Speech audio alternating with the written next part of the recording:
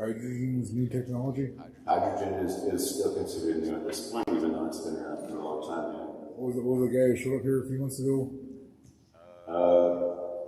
Not sure, but it's still new.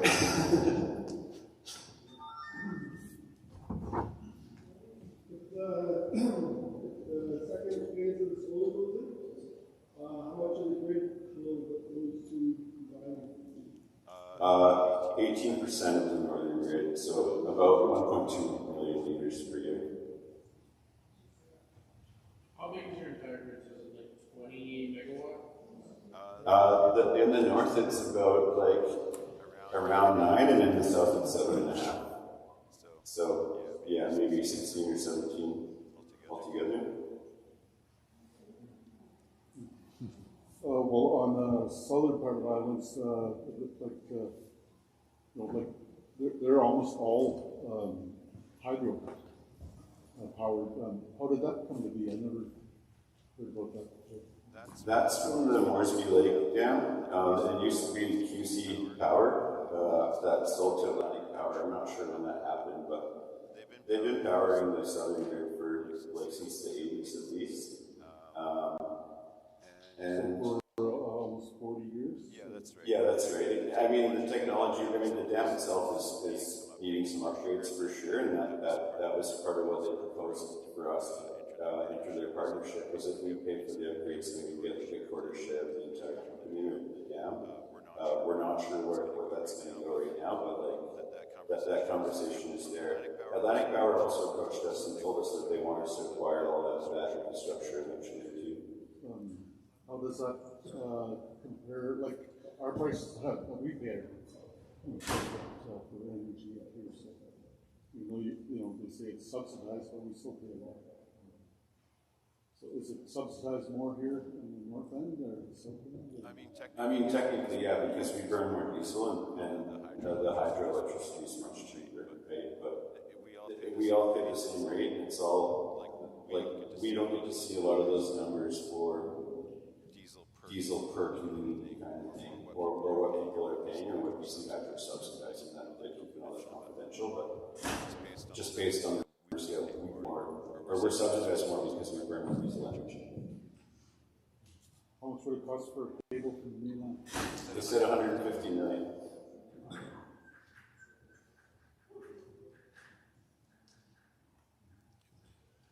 Any parts of connecting Earth and Water?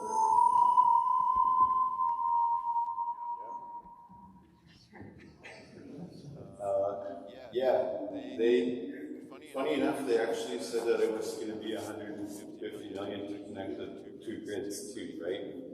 I'm not too sure what that would be, but we've talked with them a lot about that as being like the next project beyond Solar North Phase 2, was connecting the two grids and what that would take. What they're telling me every time we bring it up is that it's not like connecting two extension cords together. We have some sort of regulator between the two, which could be a large-scale battery for the entire island. The cable didn't work so well for the internet cable, so I don't know if that would be the best way to hack it, or connecting the two cords. Yeah, I agree.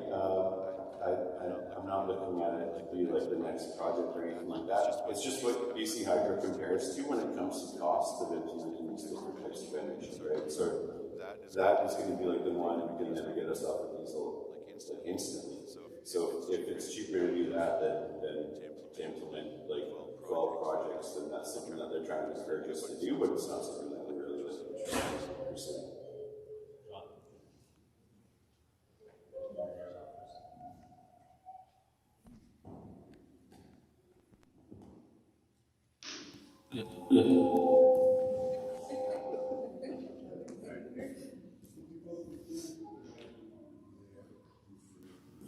Hello? You just gotta use your big voice if you have any questions.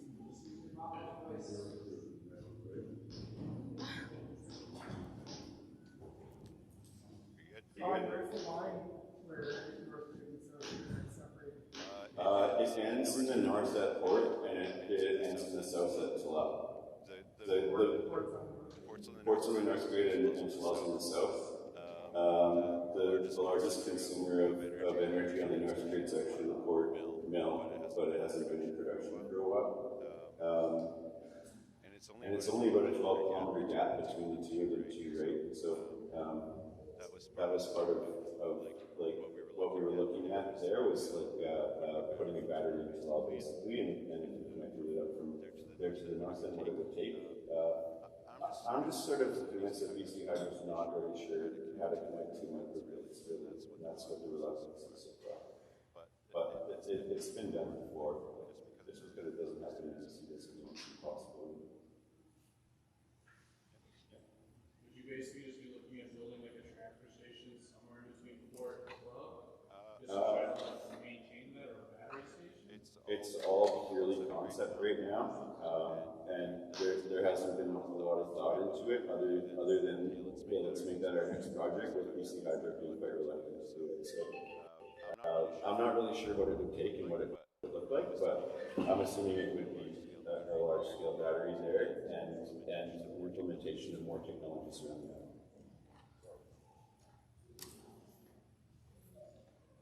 Do you think it would be a number one priority for BC Hydro? Like that'd be less on their whole, like, public image to see this diesel running, no matter that it's such a small population.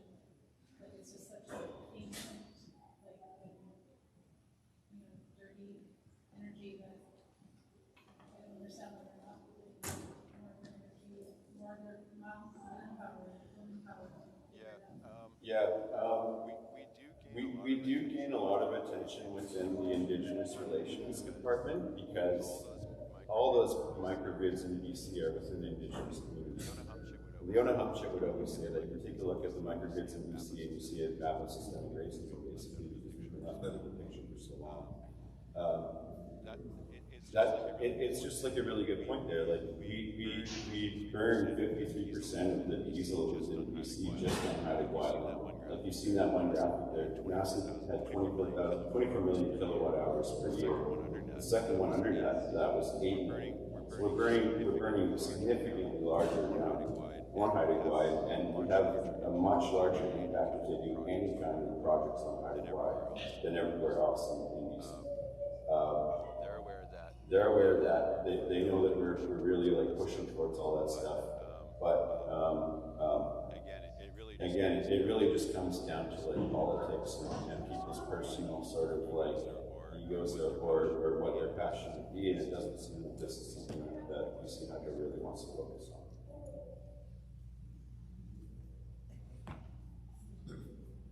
How many megawatts comes off of the dam down south? I think it's 6.5 at maximum capacity. It varies year by year depending on how much rain they get down there. Sometimes they have to do overspill, but in the past 5 years, there's only been one time when the dam has filled up so much that they had to release some of it. So between 2019 and 2024, they actually had to increase the amount of diesel that they use because precipitation is starting to change.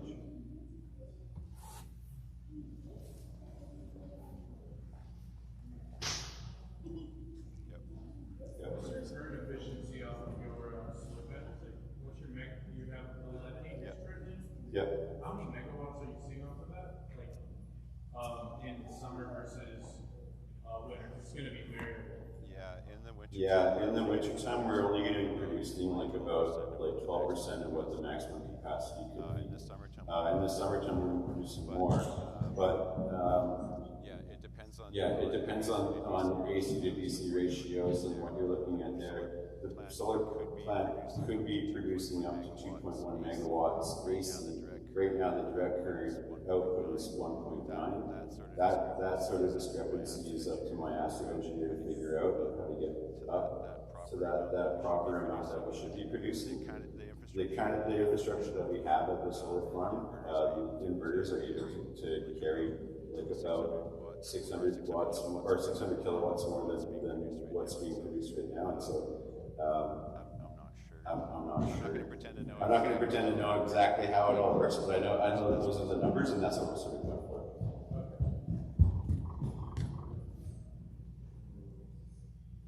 Okay. How everybody?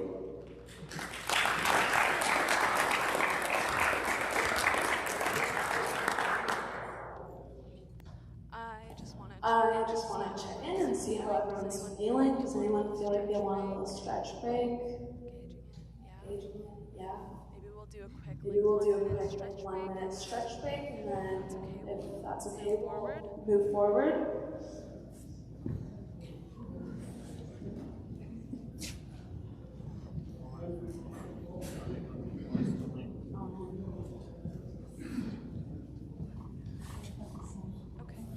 Okay.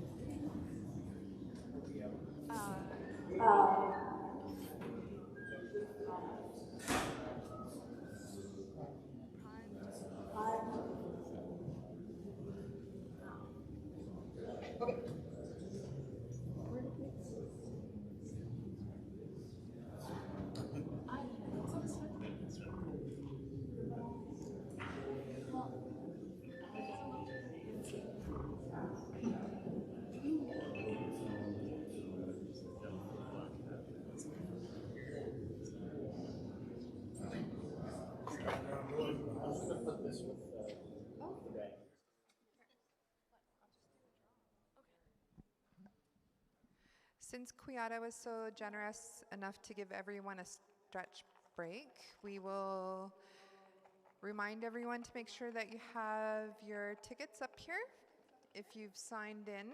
And thank you to our partners tonight for being here with us. We have Sweelaweed here hosting with us, as well as Kuyata Energy. And then Yukon University has a table set up as well. The big surprise in the back is a Megawatts and Marbles demonstration that we are going to do. And thank you very much, Sean, for the amazing presentation and the really good Q&A session. I think that was very helpful. Just as we live here in Haida Gwaii and we turn our lights on, sometimes we take for granted what that means to our clean air. So if I can maybe get you to come up and pull a ticket for me, please. You might be the winner. This one will do the UVic hoodie. We'll do it for the UVic hoodie. Yeah, okay. I'm holding the little box up high with the tickets. And you have to be here if we're going to pull your ticket out for the door prize. So everyone pull your tickets out, please. We're going to go for the last numbers, which is... It's my number. Just kidding. It's 622-7013.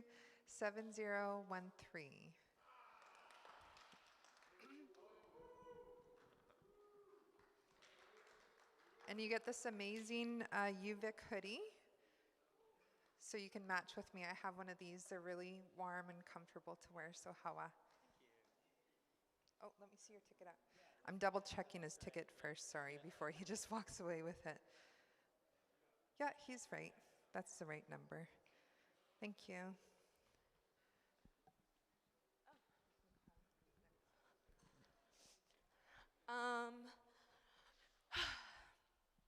Sorry, didn't mean to sigh so loud. So we went over this earlier, about the event. And this QuadJops has touched this earlier, but just to recap and then move on to the next presentation. This project kind of the little baby of the project started in 2022 to identify our project pathways to 0% diesel. And to support the higher level And so basic funding requires a research method for applying the project Look at that, man. enables real-world application and refinement of open source energy modeling tools. And so I would like to skip forward to our next presentation. And so I would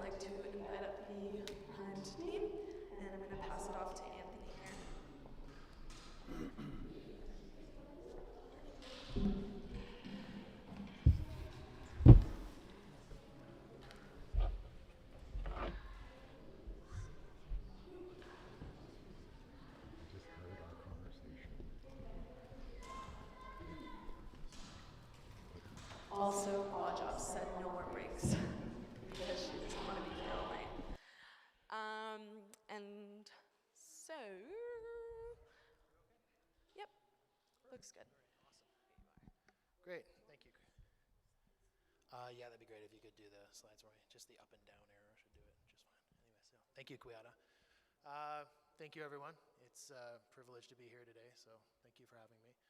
My name is Anthony. I'm with the University of Victoria and with Primed, and I'm going to talk a bit about some of the energy modeling I've done for Haida Gwaii to try and trace out that pathway to 0%. Next slide, please. It's a bit slow. Is it going? There we go. Okay, so Primed. We've heard that name a couple of times. What is it? Essentially, we are a research institute that focuses on supporting primarily marine renewable energy projects and integrating them into communities along the BC coast. If you'd like to check out our website, there's a QR code there for it. Next slide, please. And what do? We ultimately enable, or support, I should say, community-centered decision-making. So we want to allow communities to make informed decisions on how they develop their energy systems and help them achieve their goals. We do a number of different activities in support of that, and one of them is energy modeling, which is what I'm going to be talking about today. Next slide. Okay, yeah, we can skip that, that's fine. Cool. All right, so whenever you're doing energy modeling, it's very important to understand community intent. So this is the People's Declaration, which I pulled from the Swilaweed website. And this is what I've taken to heart, and I've allowed this to guide me in the modeling I'm doing for Haida Gwaii. So when I read through this declaration from an energy modeling point of view, there's three things that pop out at me.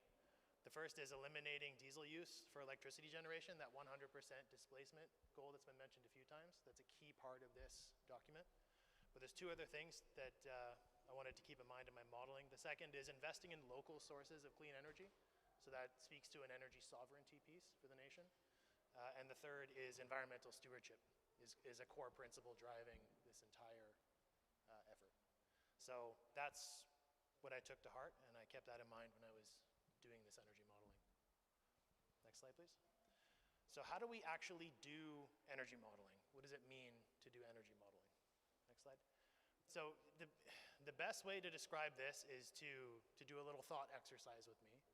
So think about operating a power grid. So we've got a bunch of different generation assets here on the left. They send energy through the power lines to end users. So people's homes, people's businesses, industry, what actually goes into running a power grid. So if you think about playing the game of running the power grid, there's four things that hopefully come to mind. The first is that the end user demand, people turning the lights on and off, that's random. Right? We can't control that behavior. So the demand is random. The second is electricity. Electricity can't be stored. So as soon as it's produced, it's consumed. So the problem there is that the supply has to exactly match demand at every instant, and that's the idea of power balance. So system operators have to keep the system balanced all the time. Production has to match demand. And that's what system operators are constantly doing to keep the lights on. Energy modeling is the process of figuring out how a system will perform once you've decided what it looks like. So if you have information on what the demand is, the electrical load, and you have information on what kind of renewable resources are available, and then you decide what you want to build, energy modeling helps answer questions like how will the system perform? So how much fuel is it going to burn? Do we have any undersupply events like blackouts? What's it going to do for us? And modeling is, over a period of time, like say a year, we just run the energy balance at every point in time and figure out how does the system behave over the whole year. So that's what's going on behind the scenes for the energy modeling that I've been doing here. Next slide, please. Okay, so we'll start talking about the inputs I used for the modeling I did, and we'll start with the electrical load. Sean already did a very good job talking about this, so I won't dwell on it too much. There's Northgrid. Next slide, yeah. So for this modeling, I was using some data that I managed to get out of BC Hydro for 3 years, so from 2021 through to the end of 2023. And for this data, I'm seeing a peak of around 6.3 megawatt on the Northgrid, base load of about 1.2, and a mean of about 3. So if anyone doesn't have a sense of the scale of a megawatt, you can think of like 1,000 baseboard heaters all running at full blast. That'd be 1 megawatt. Or if you speak in horsepower, it's like 1,340 horsepower is 1 megawatt. So it's a fair bit of power. And for the modeling, I modeled over 20 years. So that's the modeling period I picked. So looking out 20 years into the future. And basically what I did was I took that load data and just repeated it over and over again, but I put a growth factor on it. So this models growth in population, growth in industry, just, yeah, the growth of the nation. Next slide. All right, so that's the load part of the modeling. Now, what kind of renewable resources are available in the North Grid? So the first is solar. So if we look at where the Solar North is being built at Masset Airport, the resource looks kind of like this. So in the summer, we average about 16 hours of sunlight a day. In the winter, about 8 hours a day. This is data coming from Environment and Climate Change Canada, by the way. And you can see the seasonality of the solar here that was mentioned previously. Right? Obviously, it's peaking in the summer and troughing in the winter. Next slide, please. For wind, I considered a location a bit south of Masset, so you can see it illustrated here. And that's near where the LiDAR is going to be deployed. Right, in this area, the maximum wind speed is about 90 kilometers an hour. On average, it's more like 24. So again, this is from Environment and Climate Change Canada. Next slide, please. The tidal resource, so looking at a point in the Masset Inlet, down south, this is where Yorebrook, the project was a little bit south of there. And here the tidal resource is pretty good. The maximum is about 4 meters per second, and the mean is about 1.6. So it's a pretty good tidal resource there. So we're gonna look at seeing what that could do for us. And ZZ Creek, which has been mentioned, is a hydro project that is possibly going in west of Dodging-Geets. The way I'm modeling it here, it's a catchment area of about 640 hectares. So this is like a bowl traced out by mountain peaks, and then there's a lake at the bottom here, which would be used as the reservoir for the plant. Flow into the creek, looks like it peaks out at about 49 million liters per hour, and on average it's about 7.2. So that's based on rainfall data from Environment and Climate Change Canada. So those are the resources that are available. So now, if we look at business as usual, we want to set a baseline to compare our results to. So for business as usual, I'm saying, okay, we have the load growth over 20 years. We need to meet the demand all the time. So if we scale up the diesel plant at Masset, if we scale it up to about 13 megawatts of installed capacity, that'll cover us off for the whole 20 years. Right? So if we were to stick with diesel only, what would that look like? Well, it would look like about, for Masset, for the North Grid alone, about 6.6 million liters of diesel per year. That would be the baseline. And then the cost, we'll just focus on net present cost. So for running this system for 20 years, it would be about $240 million would be the net present cost of running it that way. But obviously we don't want to do that. So let's take a look at what some of the individual technologies can do for us. So the first technology we're going to look at is solar. Next slide, please. So if I model, so what does this mean? So if we look at this, what I'm doing is I'm modeling the impact of solar over 20 years, and I'm showing the results here in a plot. So if you know how to read a topo map, it's very similar to how to read this. So if we look down here, this is how much solar is installed, right? So for example, 2 megawatts, what's currently installed in North Grid, would be on this line here. So that's like our longitude. No, not quite yet. That's like our longitude, and the latitude is how much energy capacity is installed for batteries, right? And then if you read the inside of the map, you can see the contour lines.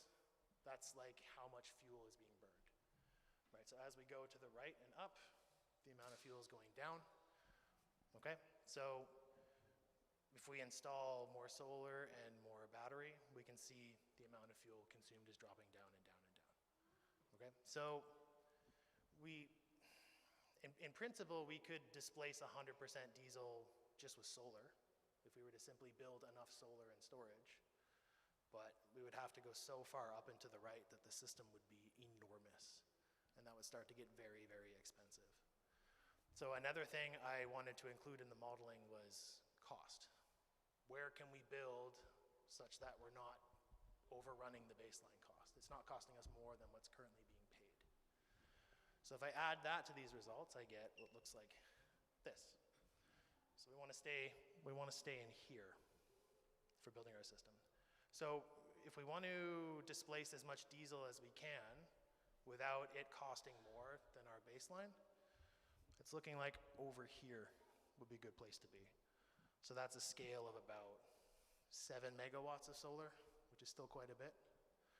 And diesel displacement is around 16% in this case. So we would be able to reduce diesel consumption by about 16% on the North Grid if we built out a system of that scale. So that's looking like what solar alone could do for us. What about wind? Wind, the resource is pretty good on the North Grid. Again, this is where we're keeping costs under control, and we can install quite a bit of wind. So something on the order of 11 megawatts of wind is what the modeling is saying is the right amount to put in. And that would displace upwards of 48% of the diesel off the North Grid. So it's definitely impactful by itself. But what about tidal? Tidal as a technology is a bit more expensive, so the points are shifting left because the technology costs more to build. But it's looking like about 4.5 megawatts of tidal could displace upwards of 40% of the diesel off the North Grid. So individually, these technologies all are impactful, but no single technology is getting to 100%. So then the next question to ask is, what if we put them together? What if we start blending these technologies together? What can we do then? Oh, I got ahead of myself, sorry. Hydro. If we build the hydro at ZZ Creek, diesel displacement looks like about 88%. So it's significantly impactful, the hydro. Yeah. Okay, so where I wanted to get to was putting all of these technologies together. Is there a way to put them together where 100% diesel displacement is achieved while at the same time maintaining that baseline cost? And it looks like there is. So I found this one. Next slide, please. Awesome. So if the Masset diesel generating station is expanded to meet that projected load growth, and the ZZ Creek hydro station is built, if solar phase 2 in the north is built, and there's 4 megawatts each of tidal and wind also built, then those systems all working together displace 99.7% of the diesel, while staying within that baseline cost. If you remember, the baseline cost was like 238 million. This one is looking like 235 million. So in terms of a pathway towards 0% diesel that meets the intent, 100% displacement, using resources on Haida Gwaii environmental stewardship, I think this is a way to do it. And that's it for me. Thank you for your time.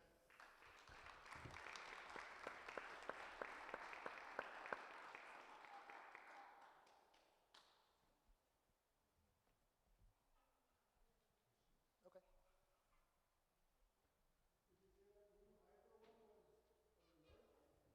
Yes, yeah, so that one, the ZZ Creek is being, the location that I'm considering is west of Dodgingits, and then there would have to be a new transmission line built to connect it to port.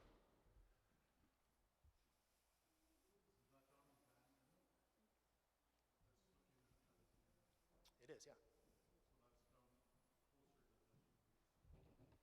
Okay. Yeah. On the map, you're showing west of Fort Johnson, just Okay. It is quite a ways away, yes. Yes.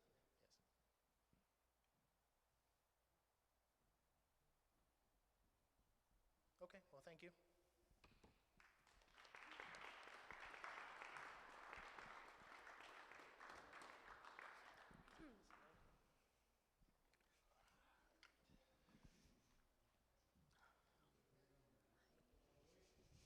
So our next presentation is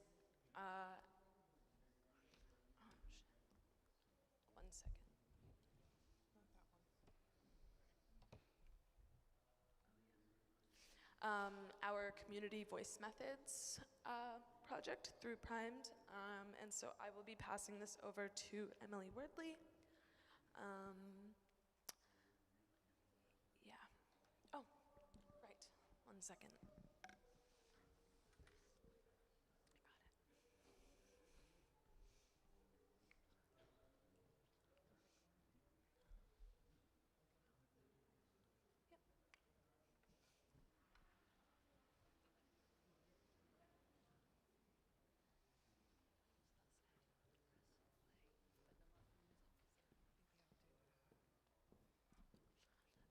I'm just making sure that the slides will be up on the screen. However, for everybody's patience and for coming to our event today.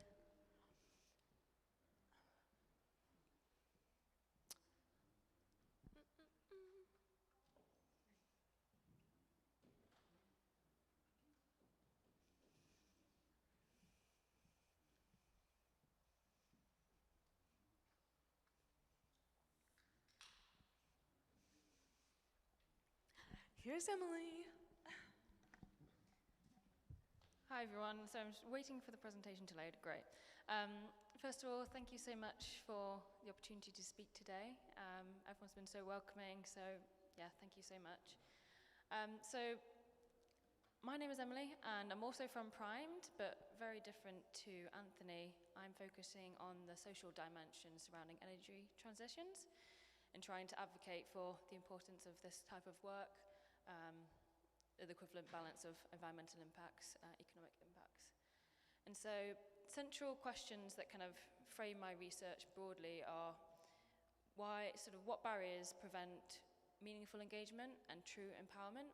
There are a lot of recommendations that exist in government policy and recommendations for energy developers of how to engage and speak with communities, but actually sometimes don't realize, the practicalities of doing that on the ground. So, sorry, just go back 2 more, second slide.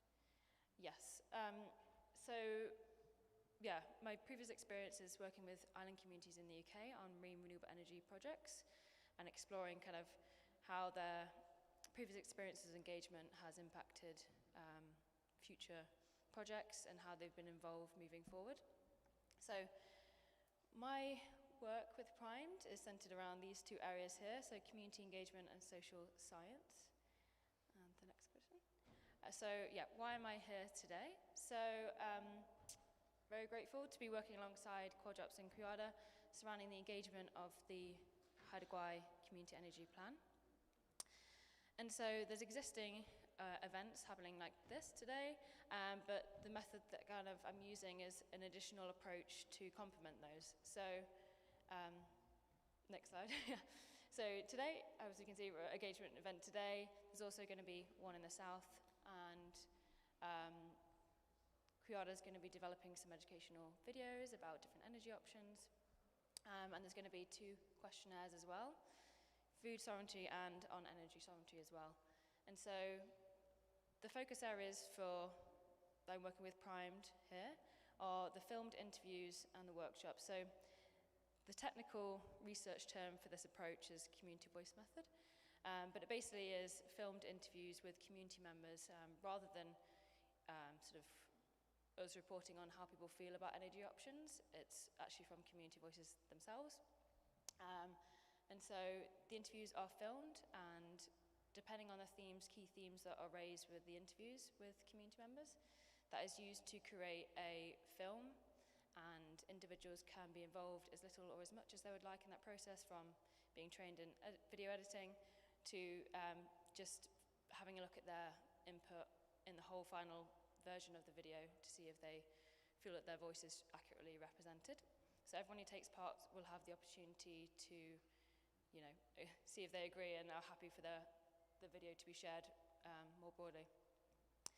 And so the interviews are focusing on locals' perceptions towards different energy options, as Anthony spoke about in the last presentation, kind of gives an opportunity to expand more broadly rather than a questionnaire.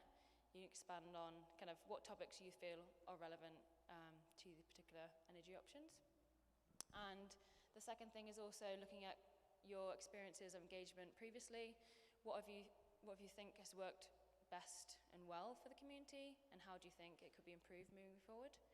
And that these recommendations will then feed directly into the community energy plan in terms of their engagement and communication strategy.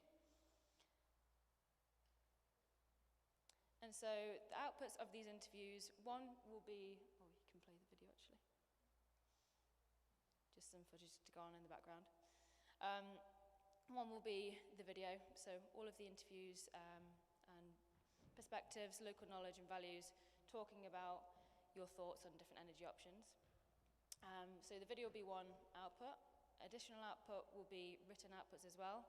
And these both will be shared at a follow-on workshop, so everyone who's participated can come along, and also the broader community, broader stakeholders to try and continue the conversation further.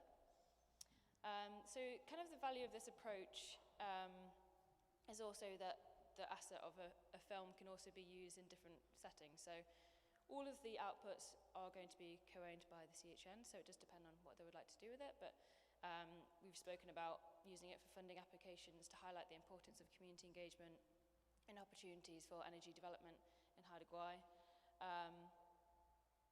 And also for other communities who may be interested in sort of seeing Haida Gwaii as an aspiration to look towards and work on a community energy plan themselves. Or you don't need to. Yeah. Okay, yeah, don't worry. Next slide. So this is how the approach kind of looks in a research perspective. You can find out more about this particular methods and other communities that have used this method. There's a lot of examples in the UK around fishing, management of marine resources that have used this approach. And so it kind of starts with a co-design with the community that you're working with, and then developing those interview questions together, something that matches what the community is already working on and the aspirations and values of the community. And then the interviews are analysed, so that means just pulling out key themes that are emerging from the interviews. So if there's a key value that people are talking about across different interviews, that will be highlighted as a key theme, which will then be incorporated into the film. And then from that, yeah, anyone can be involved in it who's taken part in the editing process. And then participant feedback, follow-on workshops, and then distribution as the CHN would like. And hopefully action following. And so just wanted to highlight the approach that we've taken at UVic for this. There's a very strict ethical procedure that we have to go through to get everything approved to ensure confidentiality of everyone who's taking part. It's gone through the review process from the CHN as well, and kind of key principles that we are following as OCAP principles throughout the whole research process in all of our projects at Primed. And then the last point is talking about, so obviously participating in a video, you obviously are going to be identifiable to the viewer. But if you don't feel comfortable in that, you can also just have a non-filmed interview. Your interview won't be going into the film, but it will be incorporated into all of the written outputs as well. So yeah, the value of interviews is that you can kind of expand upon your answers as opposed to the questionnaire and get more depth and enrich and open to diverse forms of expression such as storytelling as well. Next slide. So there's not many days left that we're here, but we'll be here till the 30th if anyone did want to have a one-to-one interview. Or also Blake will be helping with the camera equipment, and also Kriade as well. But we will be coming back in October for the second engagement event. We're not exactly sure when that will be, but we will let you know. And so you can also have an interview then. And then following that, once you've analysed everything and fed back to the research team and the CHN, then there'll be workshops to further explore the findings of the research and other opportunities to move forward in other research areas. have any questions, please reach out to me or Quadrops. And thank you.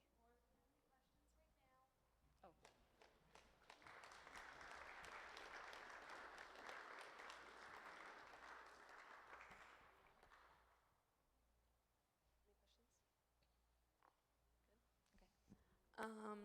Emily, I'm picking on you. Emily, I'm gonna get you to draw a door prize for us.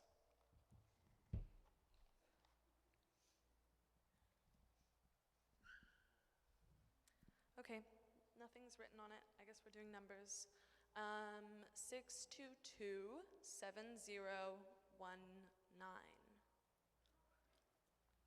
Woo! Come on up.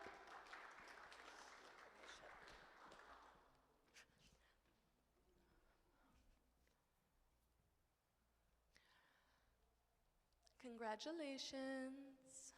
I will just be pulling up my presentation.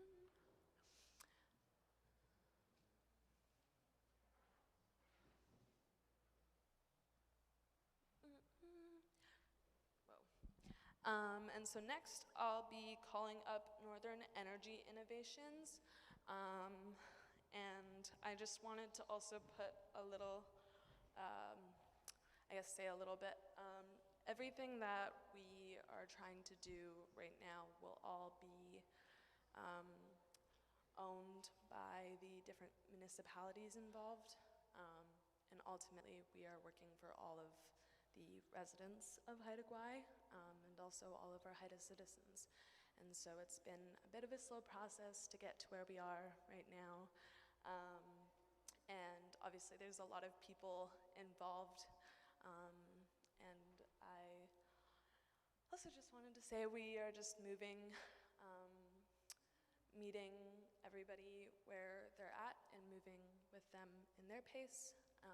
And so, hawa so much, everybody, and I look forward to more in the future.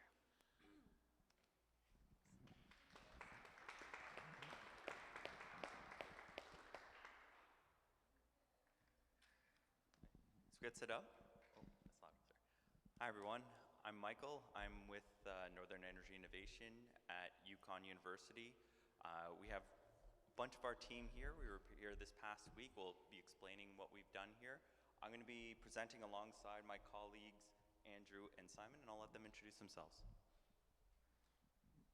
Yeah, hi, everyone. My name's Andrew. I oversee a lot of our projects, kind of our technical studies on our team at UConn University. It's been an honor to be in your community for the last week. We came in on Saturday, and yeah, if you saw a bunch of guys in orange vests walking around, that would have been us. Yeah, I just wanted to say it's great to be here. Thanks for having us, and also thanks to your weather for being cooperative and allowing us to get our work done without too much rain. Hi, my name is Simon Kirchhoff. I'm a research analyst at UConn University. I'm an engineering technologist, and I do a lot of the energy modeling and simulations and field work for our program. Thank you so much for having us in our community. It's been absolutely lovely. Everybody's been so friendly. It's been great, and we really enjoyed the potlatch and learning about your culture on Saturday.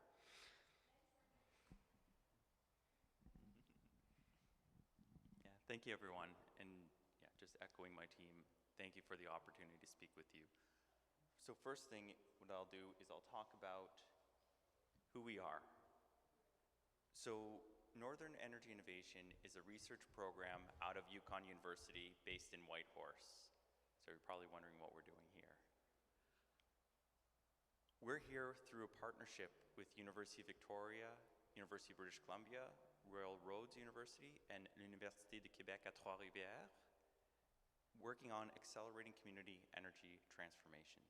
So through this partnership, we're working with the community on ensuring that we could best support what the community's vision is for an energy transformation. Our program, what our contribution is the way that we're structured is that it's an industrial research chair program, which means that it's the industry that determines the direction of our research program. So for our industry, it's the electric power utilities. We essentially go to them and say, what keeps you up at night? And they say, well, here are the things that keeps us up at night, and then we pursue a program to address their needs. However, all of our projects are driven by community needs. So what that means, as an example, if we go to a utility, say for example, BC Hydro, and asks what keeps you up at night, and they say, integrating renewables keeps us up at night, that's within our scope. But it's the community, for example, Kuliat Energy and Council of Haida Nations, that say we have an energy project of integrating renewables. That determines what our projects are in alignment with what the utilities are. So we don't speak on behalf of the utilities, nor do we speak against them. We are the neutral, third-party, unbiased group, and we're here to provide technical information.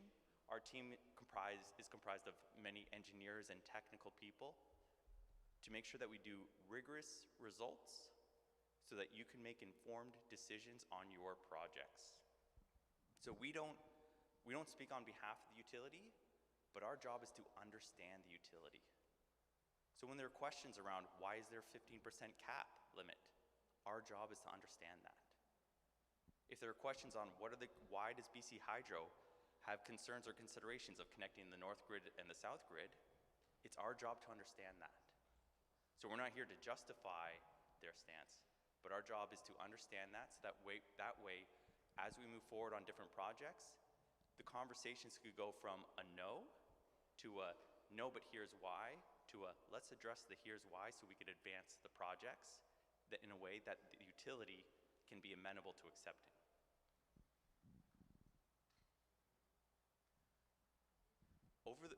We've been in existence over the past 10 years, and we've been fortunate to work on 11 different renewable energy projects throughout the Yukon, Northwest Territories, and Nunavut. This is the first project that we're working on in British Columbia, and we're very, very fortunate to be working with you and our partners on this. And when I say that we've been working on these projects, one thing I want to emphasize is these aren't our projects. These are community-led projects where we have provided technical results so that the community can make informed decisions for a successful project. Actually, for example, up in Old Crow, the Old Crow Solar Project above the Arctic Circle was commissioned in 2021 and has been operating periodically diesel off since then. Just this past spring, in Burwash Landing, actually James's community, they put in a wind turbine that has operated 8 days consecutively diesel off. And in White River First Nation in Beaver Creek, their solar project was commissioned this past spring, and they've operated 55 days diesel off consecutively. So our job is to provide the technical results to appease the utilities' concern. Utilities tend to be very conservative, so if we could understand what their concerns are, we could address them for a successful project in alignment with how the communities see success. Now, what we're doing here is the first step of our analysis. We want to avoid the fallacy of garbage in, garbage out, so we were here collecting data on the power system infrastructure. And I'll pass it to Andrew first to talk about what we were here for. Thanks, Michael. So yeah, I think Sean, you did a great job of describing kind of what's going on in the north and south end. So without getting too much into that, what we've been doing the last week is mapping out the infrastructure in the north half of the grid. So once again, I think many of you here in the town saw many of us in the orange vests walking around. So any of the power lines that are running around Masset all the way down to Port Clements was what we've been up to the last week, just trying to map all of that out and get an idea of how the system looks like. So why were we doing all that? Why were we walking out, sometimes in the rain, several hours a day, staring up at poles? So I think we've talked a lot today about, we've heard a lot about kind of, I think, two ends of, the energy. On one end, we have the generation. So in the case of Haida Gwaii, that's right now, that's predominantly the diesel plant, but we're about to see also solar plant. So that's kind of one end of this little diagram. So you have something that's making all the electricity. On the other end is all you guys. When you go home, you turn on your lights, you use your stove. That's you on the end. That's us here in this building with the lights above us. So, generation, consumption, but what's in between all that? Because obviously the electricity doesn't just, fly through the air from the plant to your house. There's all this stuff in between. And again, without getting too into the weeds, the majority of that consists of, all these overhead power lines, but there's a number of other pieces of equipment that go along with that. And all of it, again, is to get that energy from the diesel plant or the solar plant into your house in a way that, you can use for your lights. But if you think of a water system, there's only so much water that you can force into a pipe, and electricity is much the same. These lines, they can handle a certain amount of electricity. And so when we introduce new sources like, solar, maybe a large wind turbine, it changes the flow of electricity that's going through all this equipment. And so a lot of what our work is what is that flow going to look like when you add some of these new sources? What kind of challenges might come up, and potentially where might there be bottlenecks? So again, in a water system, a good analogy would be if somewhere in the system there's a pipe that's just a little bit too narrow, you can kind of think about that with this equipment. There might be areas where maybe we find a bottleneck, and so a lot of our modeling work is kind of trying to see if we can identify those areas and make sure that those concerns that kind of tie back to a lot of the concerns that utilities like BC Hydro express, to kind of ensure that we can find those problems. And so, again, a lot of what we've been doing the last week is characterizing all of this in detail to make sure that what we're modeling is not just some generic representation of Haida Gwaii, but we want to give as exact of a representation as possible, so that when we do modeling work for you, it's really based on your system and not just some hypothetical model. And so with that, I'll pass it off to Simon, who takes care of a lot of kind of our logistics of how we collect this information, and I'll let him elaborate a little bit on that. Thanks, Andrew. So I thought I'd talk about a little bit of our work with some pictures from our walkthrough this week in your mind, so maybe you'll be able to pick up on where that pole was. Yeah, next slide there. So the first part of our data collection is we walk the power system. The power system's like an intricate power spider web with different connections going all throughout the community.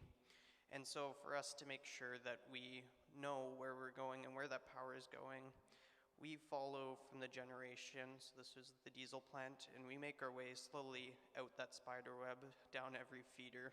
And this makes sure that we collect all the equipment along the way. We really want to thank our community representatives from CHN, James, Theron, and Jonas, for joining us. They've been excellent representation for the community and helping us with our work. It wouldn't have been possible without them. So sharing here with our data collection, we take data on paper. So we can see Trent over here collecting some data on a pole, as well as we collect data on our on an iPad that takes photos. So we'll go to the next slide there. So the data we're collecting, we often take photos of every pole in the system. So this lets us, if we're back in the office, look at that data later, as well as give a copy to the community so that they know what their system looks like. A picture is a million words. We also take the location of every piece of equipment in the system so that we know where that is. And along with this, some of the other types of information that we look at is there's a name given to each pole that's an identifier for all the equipment, as well as the voltage and phase. I won't go too into that. We also have transformers. This takes the high voltage that we see on the power lines and brings it down to the voltage that you use when you plug in your phone to the wall. So up on the top here, it's a picture of Old Masset in Masset. This was the data that we collected from this week. So all the blue points you see on there, this is each power pole that we see in the system. And then connected between all these points is lines. And so I thought I'd show you some of the real data from what we collected this week, as well as the transformers will be throughout this as well, though they're a little hard to see with all the blue dots being on top. Additionally, on top of that, we collect like hand notes. This is kind of as a backup, and not all the data is accurately represented in our GIS model. So we write hand notes as well. So this is an example from another community of what those hand notes would look like. So here's, again, another closer representation. So with Old Masset here, we can see the blue points, so each pole along the systems. We have 2 feeders through here in Old Masset and an intricate web down in the downtown area there. As well as here we'll see like the old yellow triangles. They're a little hidden, but this is the distribution transformers. So these are the devices that take energy from that high voltage and drop it down that gets distributed to your homes. Along with this data, there'll be protections. This helps the system if there's any problems, such as faults. Yeah. So what do we do with this data? Obviously, there's thousands of points from this, and so using this from the GIS, we convert it into a model that we can use for power simulations. So for us, we use a tool called MATLAB. It's commonly used by universities for mathematics and simulations. So this data will be converted into a model that can be used to run power simulations.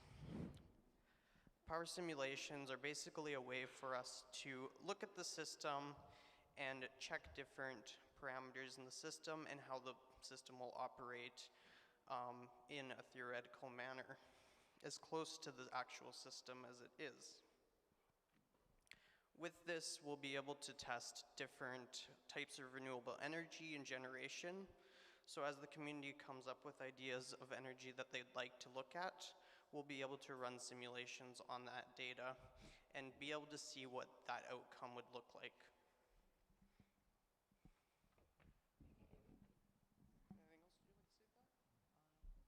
Yeah, I just want to say that all the data that we're collecting are your data.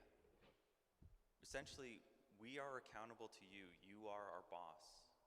So if there's any way that we could do a better job, if there's anything that you want us to do that could give you better information, we are accountable to you. So once we're done collecting that, we'll share all that information. And in a lot of ways, we're working together. I mean, the work that Anthony's doing is very, very good. I mean, he's doing a lot of work that we're not doing and vice versa, but together, we could give you the best information possible so that you can make the best informed decision that's in your best interest. So for example, where Anthony is working on what energy model, what energy opportunities there are and the economics behind it, we don't do the economics, but we could do the power system. And if we could identify, well, this is the impact that this technology will have on the grid, you will be able to make the best informed decision that is in your best interest. Like I said, these aren't our projects that we've worked on, but by taking the experience of the projects that we have worked on, we could bring that experience of best practices to inform of what worked under different contexts. Another thing that we pursue is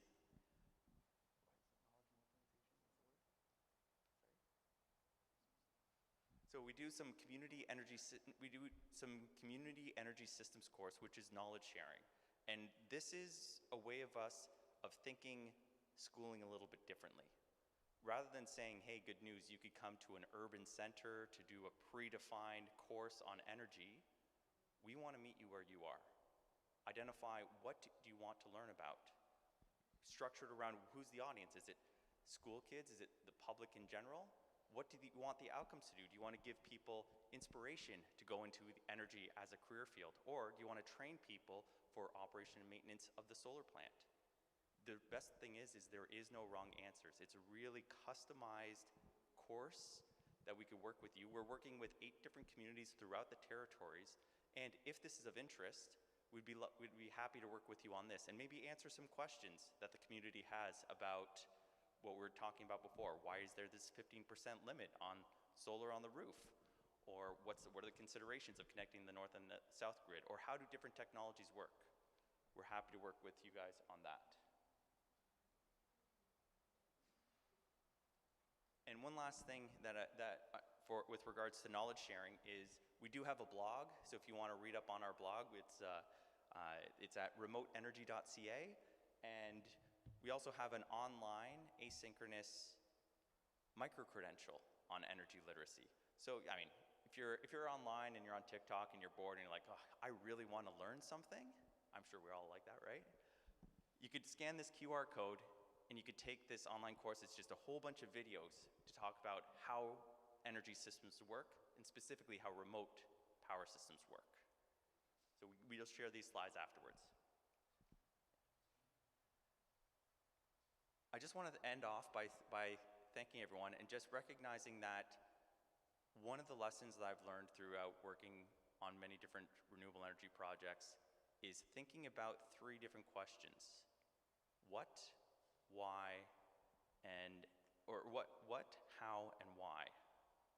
So what we're trying to achieve is what? What are we trying to achieve? Diesel off the island.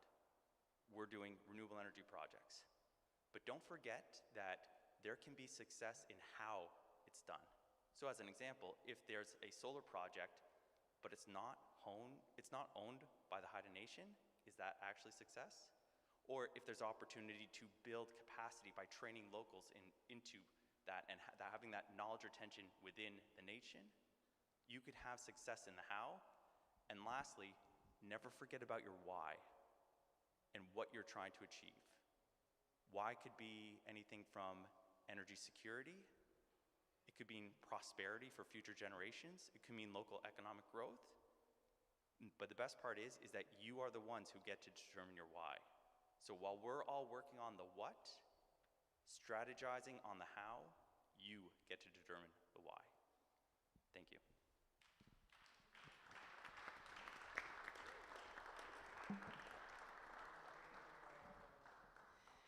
Thank you to our team. We're also going to do a water bottle draw. We're getting really close, everyone. I really want to thank you for being here with us on a Friday night. This is from Kulyata Energy. And just before we move into our next presenter, which is around demand-side management, just a little bit of a background story. We know that we have the 3 residential places in our community, in both villages, that have solar. And we have a community building on each part of the grid that has solar as well. Sean was sharing some of that information, but back in the day, BC Hydro is just like, hey, would you guys really like to have solar? And we're like, of course we would. We want it on every single house in our community because we want to displace diesel. And the unique thing that happened was they put the application in for funding on our behalf. And then I was like, oh, that's great, because we got a call and they're like, do you guys know your names on this project application? I was like, cool, just cross off BC Hydro's name and put our name on it, because anything that comes here, we have to be owners of that. And now we're gonna do the water bottle draw. Just a little background story about what energy sovereignty means and how much effort we have to put into getting there.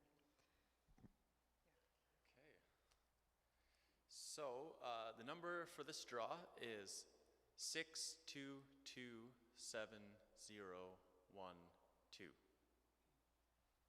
Oh, yay. Almost the High Ellen cabin stay, but thank you very much.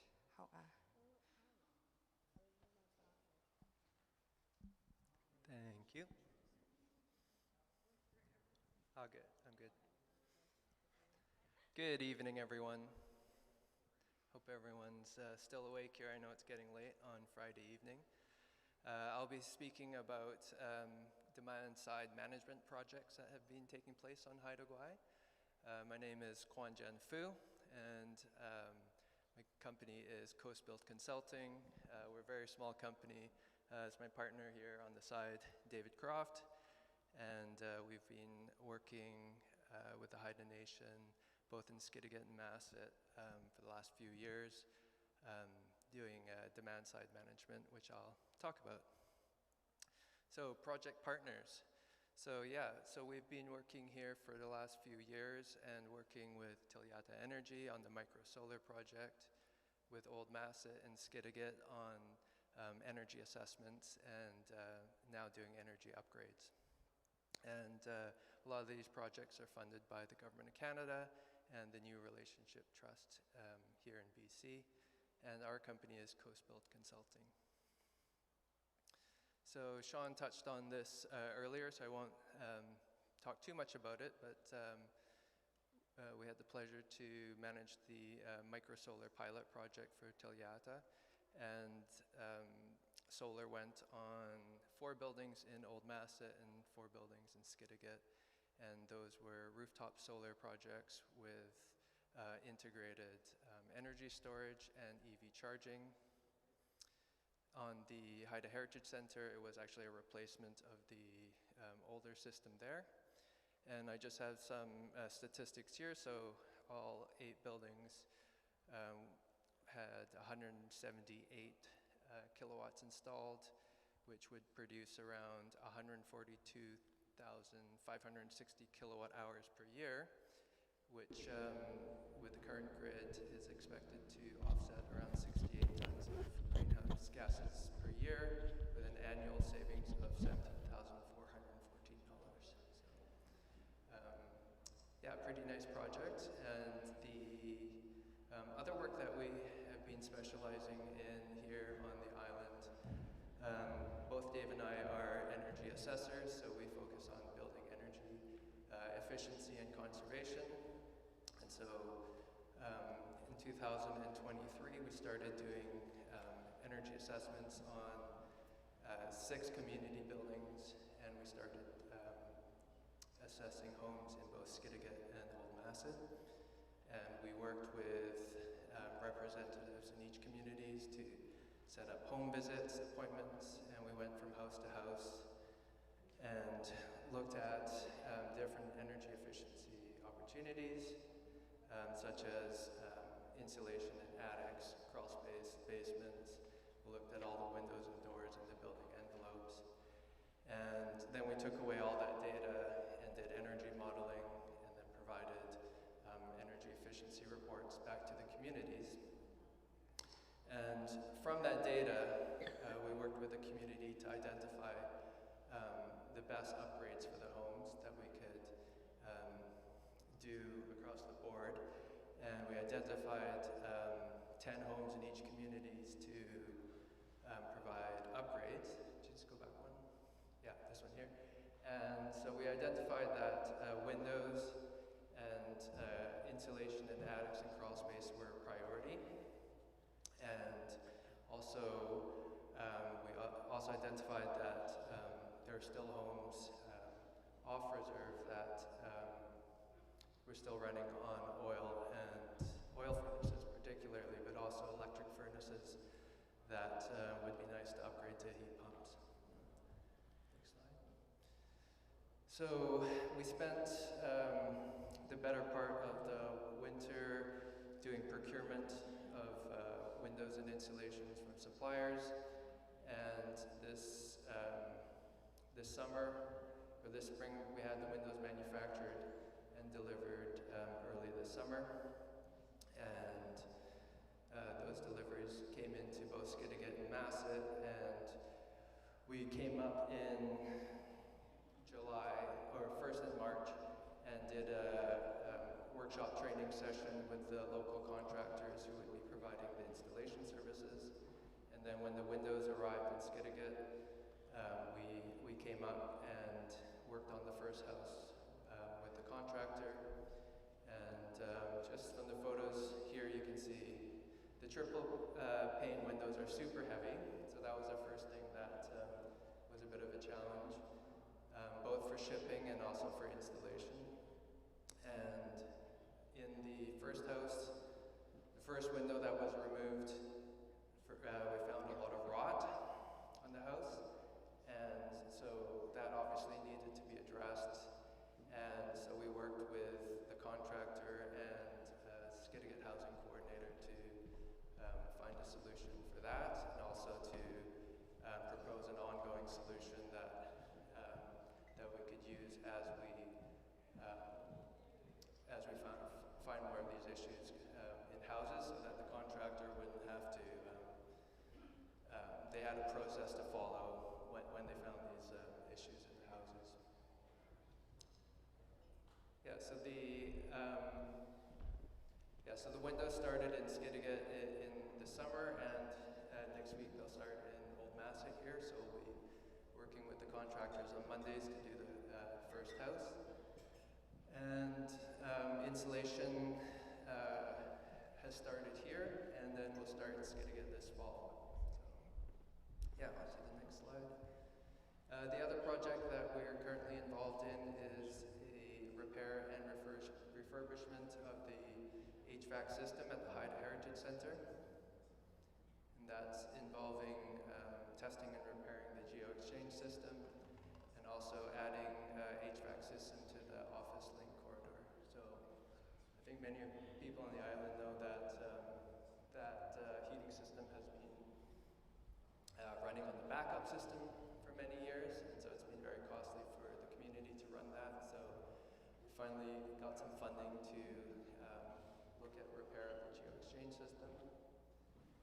Next slide. Yeah, so this is the geo-exchange vault, which was just opened last week, and we're going in this week to start testing those pipes to see where we can find the leaks.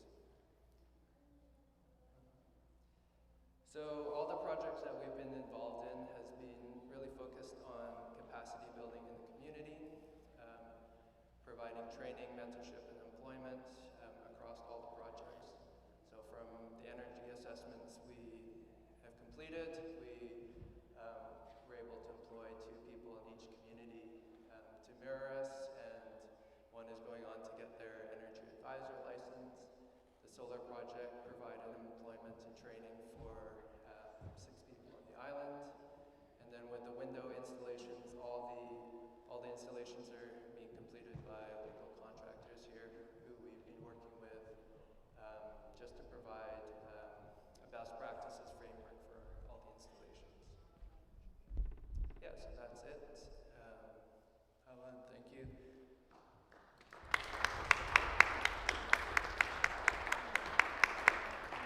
Any questions?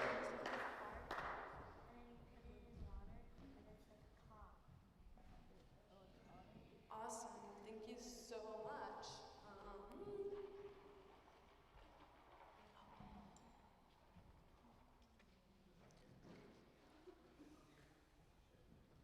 So now we will be doing a cup and a shirt from Yukon University. And the number is 6227001. 6227001.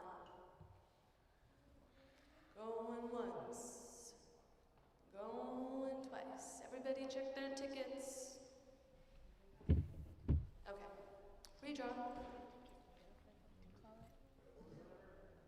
Oh, it was 6227001.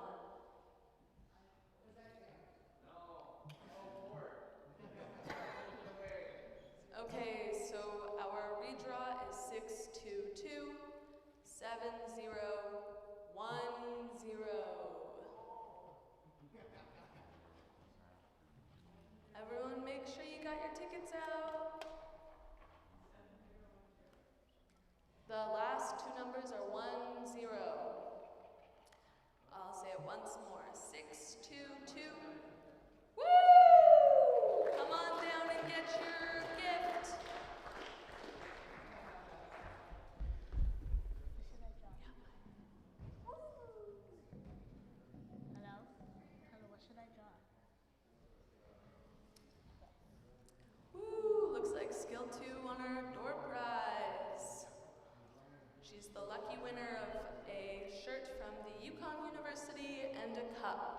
Everyone give a round of applause for skill 2.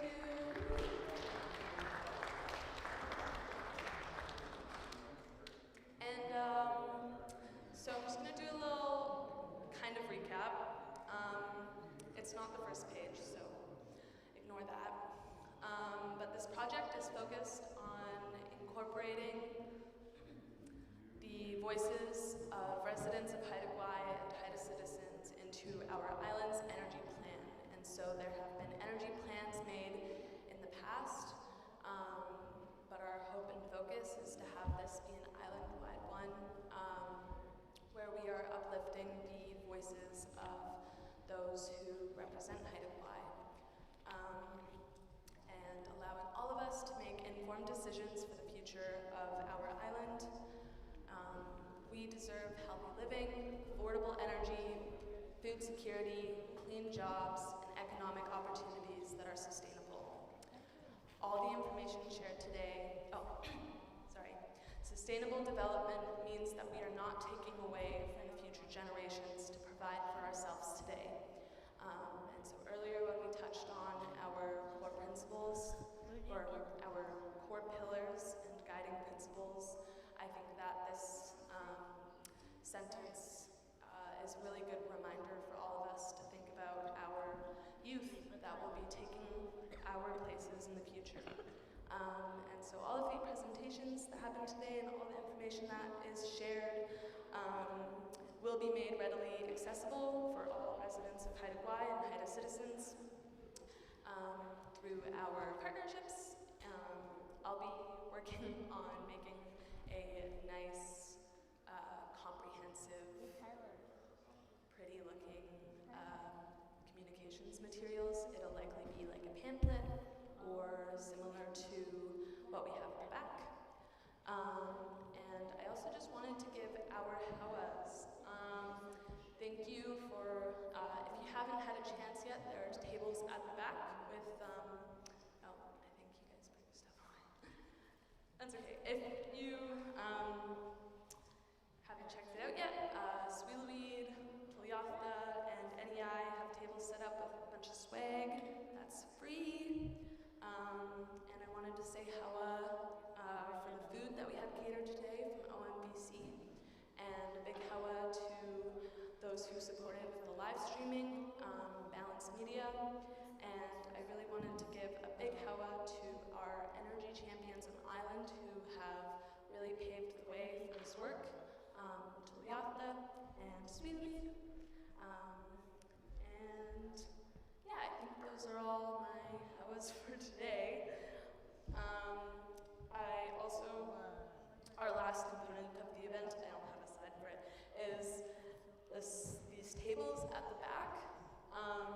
This is a thing called Megawatts of Marble. So from my understanding, it was created by grad students at UVic to show energy distribution and what it is like to manage a grid. And so if everybody's okay with it, and also please grab food and drinks before you go. Take some home. But if you would not like to, you can say no. I'm gonna pick you guys all out and divide you into 2 teams, and we'll all head over to the back tables, and we will walk through this game that we brought here. I had to pack my entire suitcase full with this. It was a really big suitcase, so it'd be really awesome if you guys wanted to play the game, because we did a lot of work to bring it up here. And Quad Jobs had the idea to divide everyone-ish by ravens and eagles. So if we could get all our ravens on one side of the room and all our eagles on one side of the room, that'd be awesome. And then our seagulls, I'll divvy you guys up as well for teams. How was so much, everybody? Huh? Yeah, eagles on your guys' right, and then ravens on the right. No. I'm bad with my left and rights. We'll do, what did I say, eagles? And then ravens by the food. Not by the food, you don't have to go over there. And I'm gonna resume. Hawa, so much. No, we're still going. Oh, we'll keep. Okay, we're keeping going. Go back there. Okay. Is everyone kind of divvied up? Oh. Okay. We have one more thing to follow after the game, so if everyone could mosey to the back, that'd be awesome. Hi, Laura. Ravens, there. Hello. I don't know who decided to give me a microphone. It's very nice. Presley, Skill 2, Nami, I'm picking on you guys. Hana, Omid, I see you guys. Corey. Okay. We got our eagles over here, yeah? Awesome. Where are our ravens? Oh my god, is there none here? Is it just me? Oh, awesome. Okay, and then anyone else in the room can come on our side. We seem a little short-handed. Naveed, perhaps? Lydia? You gonna come to play? Yeah, you guys can come over here. This is megawatts and marbles, and so we'll have our eagles at this table and our ravens at this table.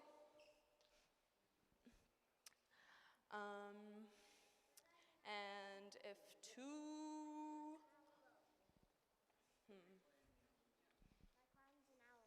You're an owl?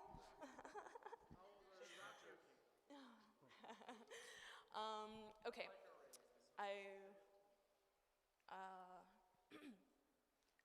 Who am I looking for? I can talk through it if you want. Yes, that would be awesome. Okay, great, awesome. Hi, me again. So this is Megawatts and Marbles, and this is an educational game that was developed at UVic a number of years ago. And that thought exercise I talked about in my presentation, that's basically what we're going to be doing here. We're going to be playing the role of a system operator to build an idea of how the system works and all the intricacies that are involved in it. So if you look in front of you, there's two copies of the game here. And basically how it works is we're going to play through a day of demand, chopped up into 2-hour blocks.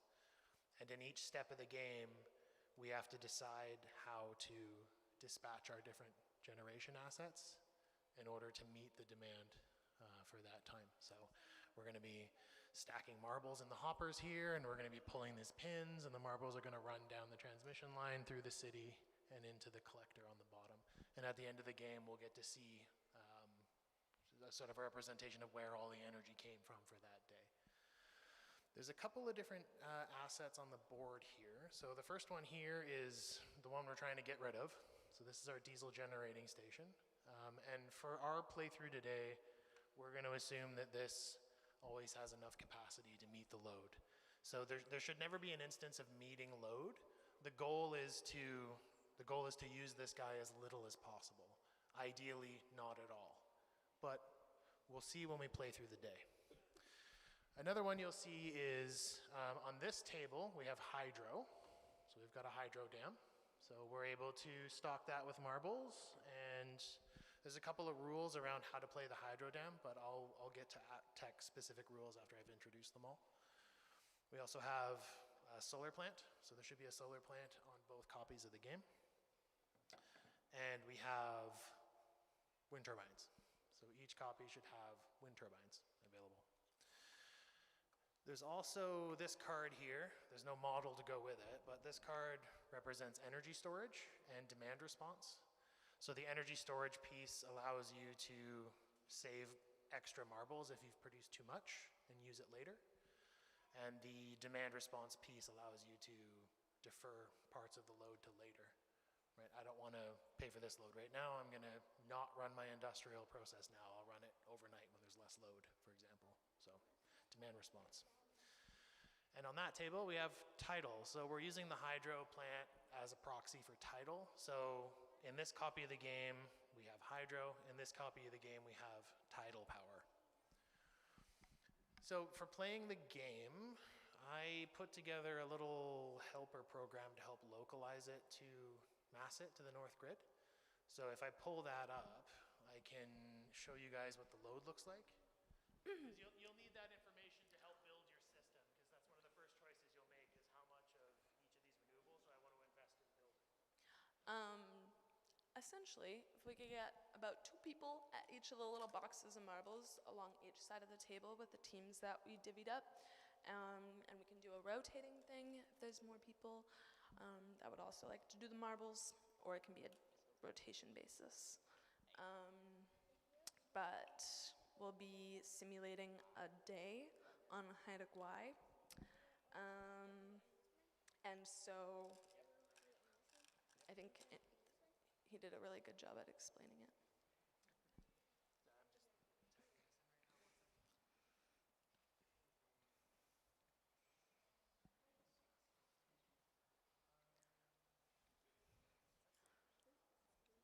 Did anyone have any questions about the megawatts and marbles right now? I think it'll make a lot more sense as we're going along. It's going to be really easy. All we're going to do is drop colored marbles in the tubes. And then, yeah.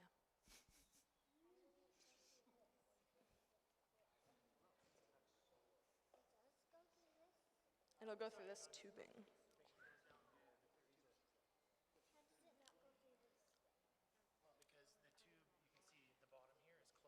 So it'll go down the tube, and it'll come out the hole here. If you look inside the way it's drilled. Okay, so it might be better if I actually put this up on the big screen just to start. Show people some stuff. Sure. Yeah, sure. Hawa, everyone, for sticking it out and having patience with all of us. I'm really, really grateful for everybody that showed up and helped support with this event. Zach, are you not going to come play? I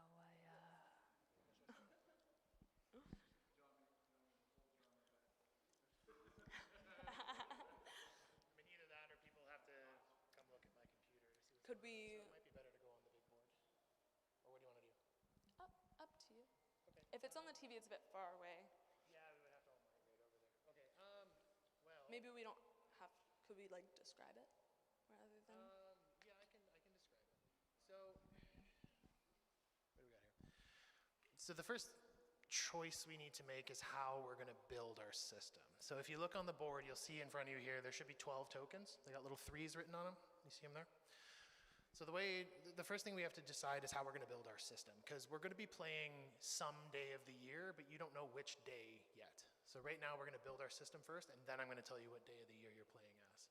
So don't assume it's going to be summer and we have a lot of solar, or don't assume it's going to be winter, we have a lot of wind, because we're designing and building our system to work all the time. So for these tokens here, basically these cards have slots on them, so you can put the tokens in there to build up the capacity. And for this version of the game, I'll just give you a sense of the scale. It's, what is it? 1 token is 3 marbles, and it's about half a megawatt of capacity. So as teams, you guys need to decide what you want to build. And you have up to these 12 tokens to spend. So you can spend the tokens on building out wind capacity, you can spend them on building out solar and building out tidal, you could build out storage, whatever you want to do. But you've got your 12 tokens there, you need to spend them all. And there's some information on my computer here that might be helpful for you to make your decisions, is the demand. So if you want to wander by my laptop here, there's an illustration of the demand for the North Grid, so to translate it into marbles, and it's broken down by calendar month. So if you're looking at the plot, you'll see sort of the minimum to maximum demand span, and then the fatness of the line is how probable it is for it to be that much, right?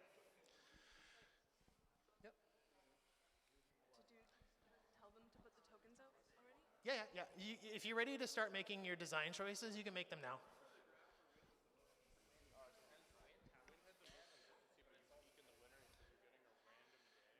Yeah, I do also have plots for all the different resources if you want to look at them before making a decision. Yeah, come on down. We're also pretending they're megawatts, not gigawatts. Just ignore the cards that say gigawatts.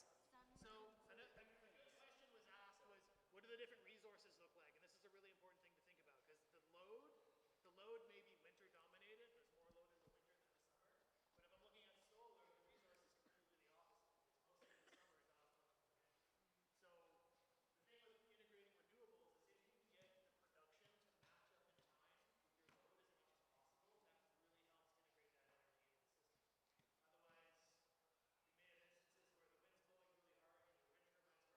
you have nowhere to store that electricity, you can't do anything. It's lost. So, in addition to the electrical demand, there's also lots of different resources. You guys want to look at some of those? Definitely welcome to.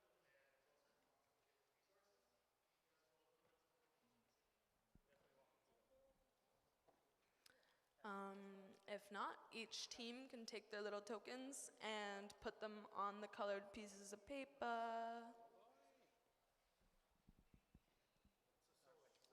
Hey, Nami. Nami. You guys can start divvying up your tokens. Jesse? Presley? You guys want to help? Laura? We need 2 more people for the Eagle grid.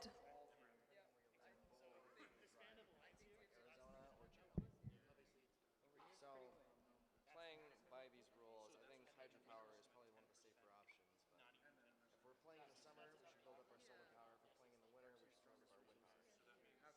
But we don't know what season we're at. Exactly, that's the point.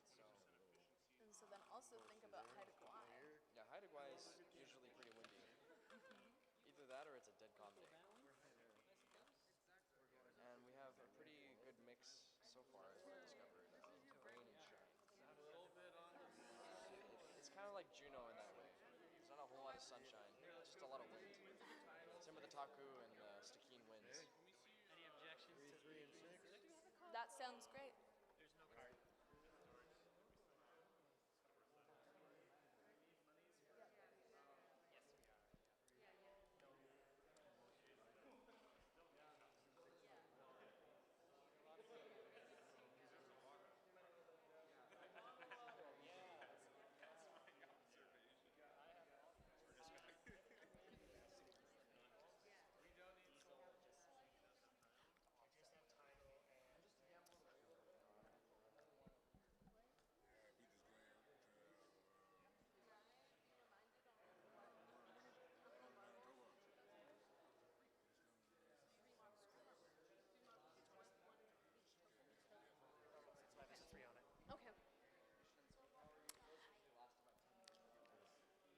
Also,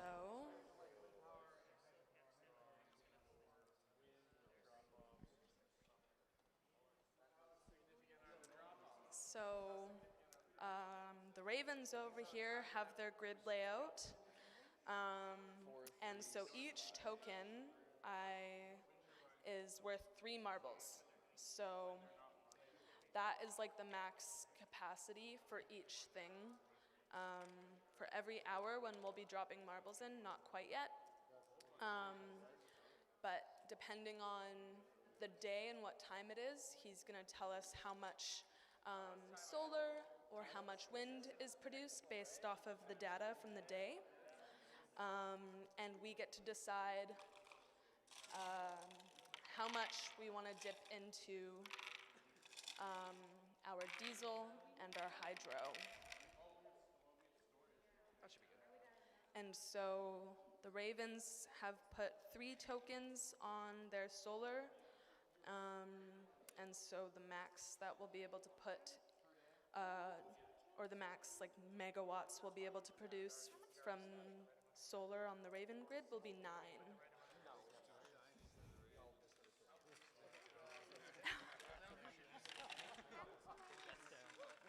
You gotta keep them in your box, shut up.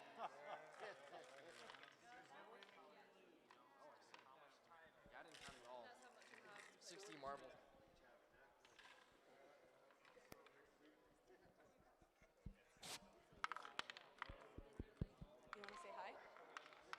Hi.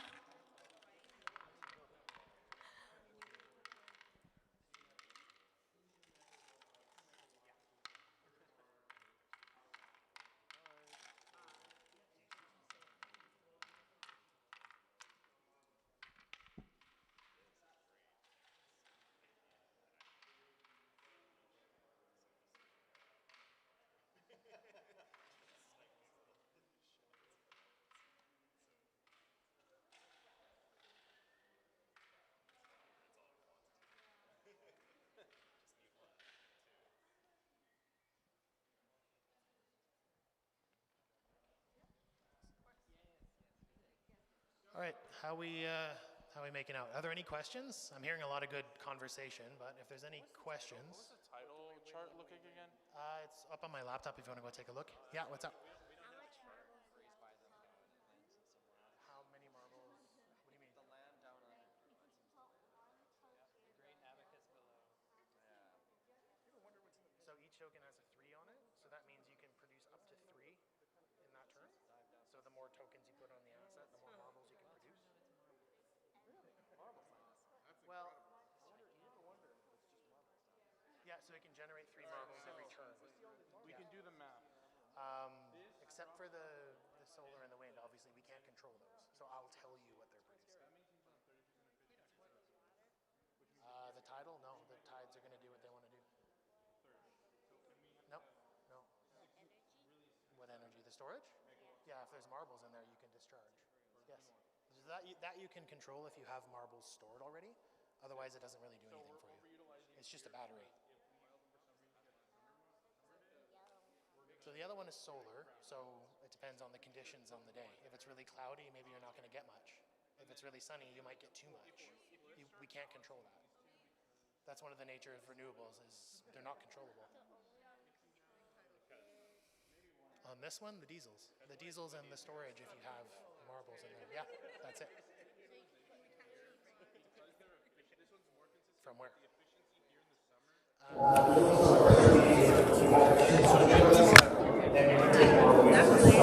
So they have 4, 4, 6, 5, 6, 7, 8, 9, 10, 15. You want to have 15. 5, so 9, 10, 11, 12 in total. They've divided it 4, 4. We can assume the diesel will take care of it. Divided it 4, 4, 4. Sure. Can't be generated. Yeah, so right now right now this is good for the summer, but summer has lower energy demand. Yeah, this is higher. Switch it. Yes. Switch it. Take this one here and then put it here because this one has higher energy. This one's better. Winter is higher energy. No, we're ready. No storage demand. I think we're okay. So let's take a look at what day of the year we are related to. I'll do something in the solar. We got going on. Okay, solar capacity. Yeah. We completely overlooked storage.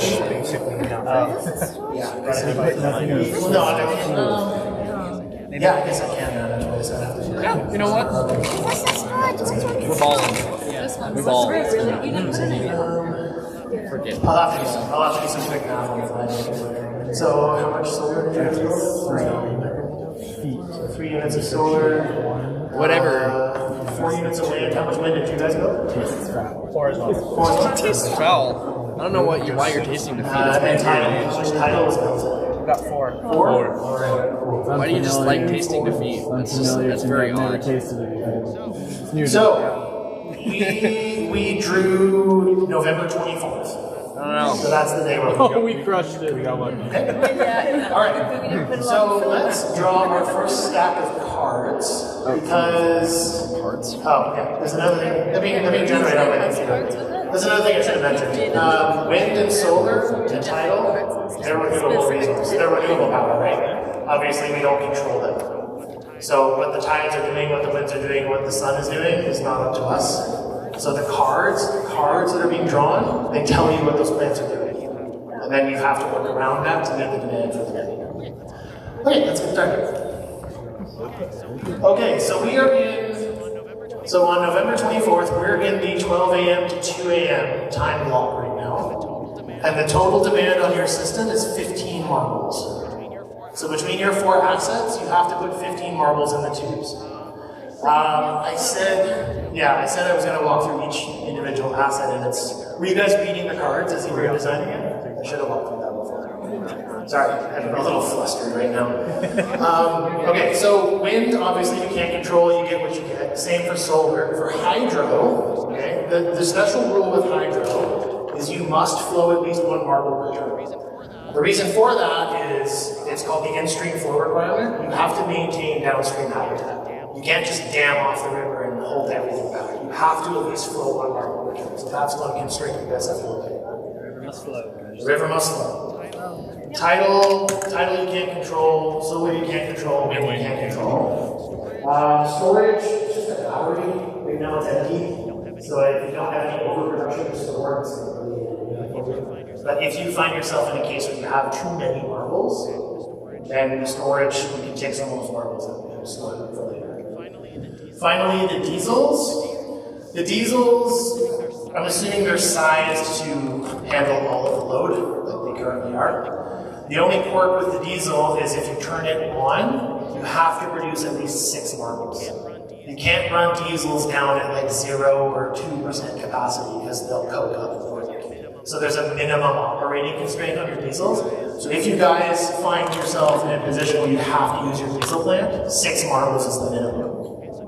Okay, so keep that in mind. We can choose to do that only if Okay, so your total demand for this block is 15 marbles. So let me tell you what your renewables are doing. So for solar, obviously it's 12 a.m. to 2 a.m., so we got nothing. For wind, you guys both have, did you guys both build 4 of those? Yeah. Okay, perfect. So your wind is producing 1 marble.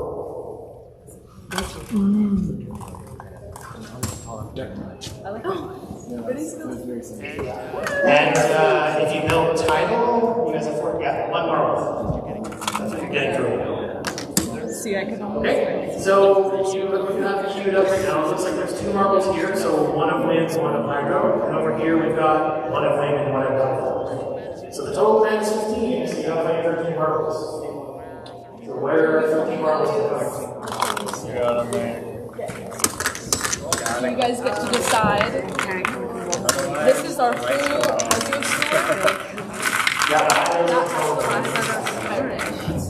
Storage is empty. We don't know what that's So we have to run 12.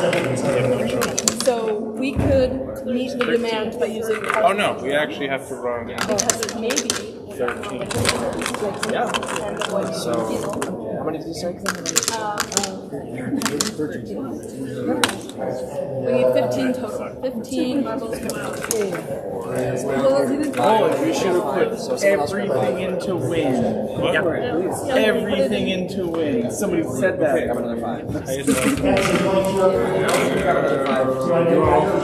All the 75% blows like crazy. Yeah, go ahead. Put them Micah. So that's 10, 11, 12. We're still 3 short. You guys ready to flow power? Do you guys want to do hydro? Yeah, So yeah, hydro on the way. Start from the bottom and work your way up. So we're at 10 right now. We need to add another 5. If you guys are ready to flow, Because you're gonna be running low sometime. We will eventually. Do we have our things Oh, it's the whole.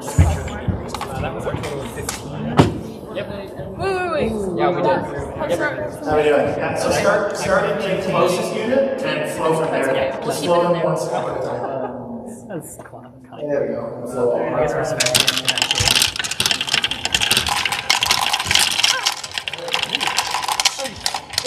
We put in an extra one. Oh, okay. We put in an extra marble. We'll just pull it right in. Nice. Woo! All right, wind power. In this for the button. Alright, how do we do? Everyone hit their 15? Yep. Alright, awesome. Alright, so let's go to the next block of time. Great, so now we're in the 2 a.m. to 4 a.m. block, and the demand is 14 marbles. So let me tell you what your renewables are doing. Solar, nothing, so it's not up yet. Wind, again, is 1 marble. And tidal, oh boy, tidal is 9 marbles. There we go. We're getting either an ebb or a flood. Is that 9 for 4 or 1? Yep. Right, so we're introducing 9 marbles. So you have 12 marbles. Maybe 10. But only 2 marbles, the average is 9. Well, we have enough to go again. One on wind. This is the 2 a.m. to 4 a.m. block. So I think we have enough. No, but to run the diesel, we need to run it 6 marbles. Yes, that's right. I'm hearing good conversation about. One there already. I can walk down no worries. We are holding back from diesel. Sweet, we're trying to spend the least amount of diesel because I think that's just going to be minus points. Yes, it actually does minus points. We win. 13. Actually, purely tidal. Purely tidal would have been better. But having only one source is such a bad idea. They say that, but our islands could have been made of wind. Oh, so they're definitely. So we already have 2 and we need 12, so 12 more. So. Oh, nice. See, but their dam's almost out. They've drained their dam. And it's only right. Yeah.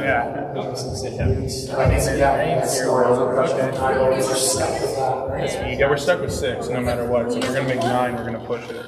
Yep. We should have put it all in storage. We put it all in storage. It was originally all storage could have been done. Where's geothermal?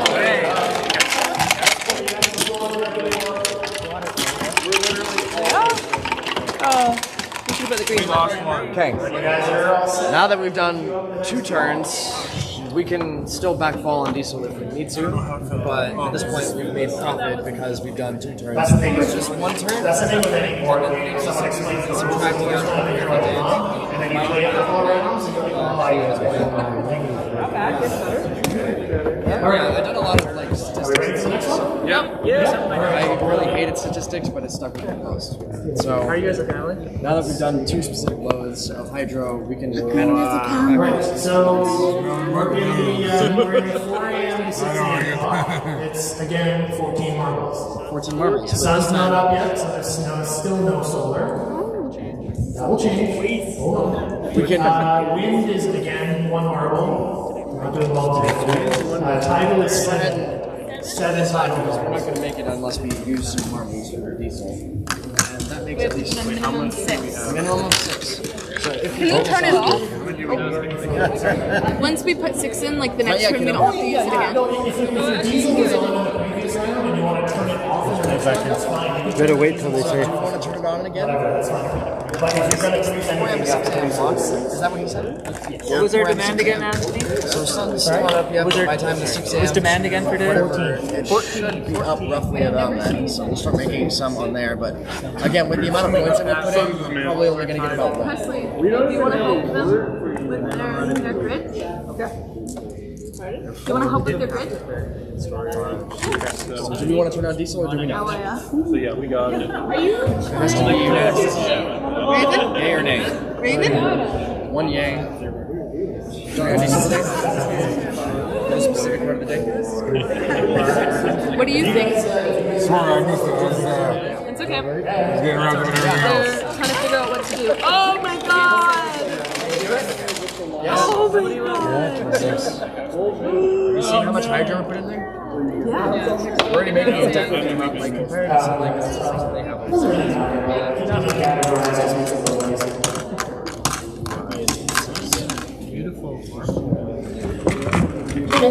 And then from our hydro, we can take out the sum because again, it's a 6 minus. What number do we have? What was the total? 14. 6, 7. We need another 7. So 1, 2, 3, 4, 5, 6, 7.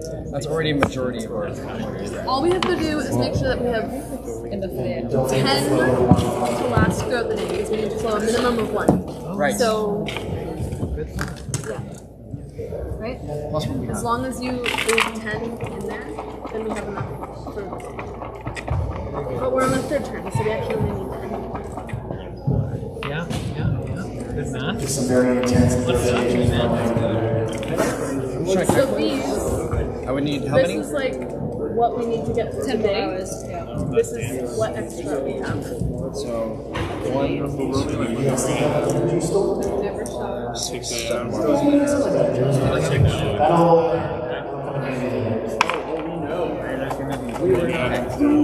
6. Literally when everyone's just to exist. 13, 14. Nice. Are you ready to go? You got my gun? Skill 2. Sure. Looks like it's you, Corey. You gotta pull the pin. Go to turn the lights on and see what's going to work. Corey, you gotta pull the pin.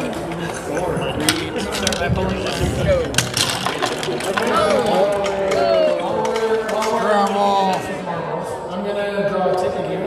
I don't see anything on it. So I'm going to pull your tickets out. I'm seeing 622 7018. I don't know. Everyone's pull out their tickets. 62. But the thing is, though, I don't even know who would ever be able to get these out. Congratulations.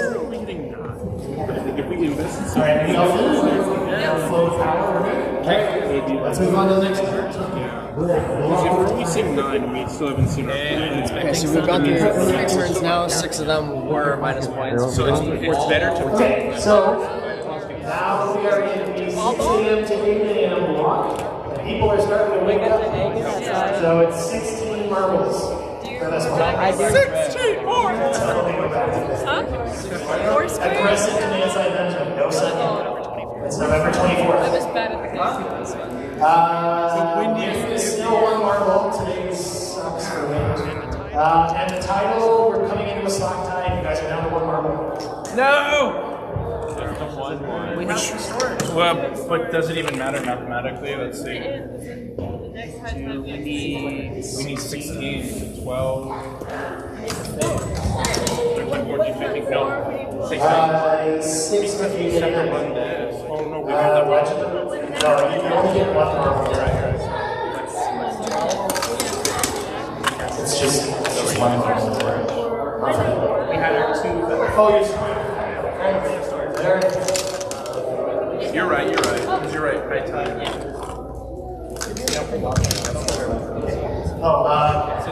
For you guys that are using your storage, don't forget about the demand response thing if you're in a jam. So if the load is too high, if you don't have enough marbles, you don't make the load go, you can defer the 2 marbles worth of demand. You do that once per game. We can defer load. Logic be damned. Yeah, so if we need to run this and we just like get extra, and we're not going to get anything, we can defer load. Good to know. Alright. Firing the horn.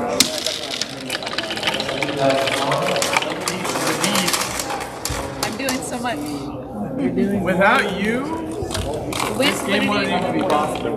How much more do they have? Good God. They're pretty low on that. We've failed our future generations. Eagles. Wait till you're damn empty. No choice but to that we all have. Yep, you guys are at 16. 16 is the demand for this. But it's the 6 to 8 a.m. that people are waking up. They're starting to cook their breakfast, they're turning the lights on, they're turning the TV on, they're doing what people do. 16 months. We're doing that at some point. Minimum of 6.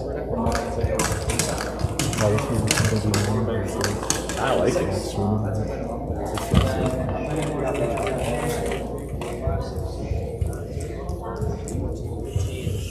We have 15 total of our hydro left. We need 8 more marbles. Okay, well, we're going to go ahead. That's crazy. We've got 1, You've been giving 6, and 1. 2 plus 6, I think. We've got half. You have the fates have decided. Tidal power. See, you don't want that to come so much trash. I wanted it to all be wind. We could have bet it all on wind, okay? It wouldn't have mattered. It's a good thing that we diversified because we've never hit max. We've never gotten the maximum yield from this. The most we've ever gotten was 9. If we ever do. Yeah. It'll be interesting to see. It's just the power of a dam is crazy compared to the power. We were told they'd run out of water. They will.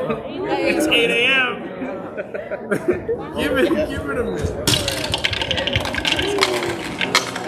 Roll around 8 p.m. They might be good. But we will only get one more surge from our title. Oh! We only get one more 9-ball run. Oh! Windiest day of the year. It's the least windy day. The only day on Hydro where there's 0 wind. Okay, so let's. All right, now we are in the 8 a.m. to 10 a.m. time block. Now demand is 19 marbles. Everyone is up. 19 marbles. Let me figure out what Presley wakes your stuff is doing. Solar. Still nothing. Maybe it's just a cloudy night. I promise you this is game. I have to be process. I had a feeling I'd solar power screen for this kitchen. Wind is 1 marble. Yeah, November. Sweet. It's gonna. So still one marble for wind. Tidal. The tide's starting to swing, so it's 3 marbles. So again, your this game's tough. It's 19 marbles in demand. Why don't we defer to... Oh, no. Take those out. We'll store them.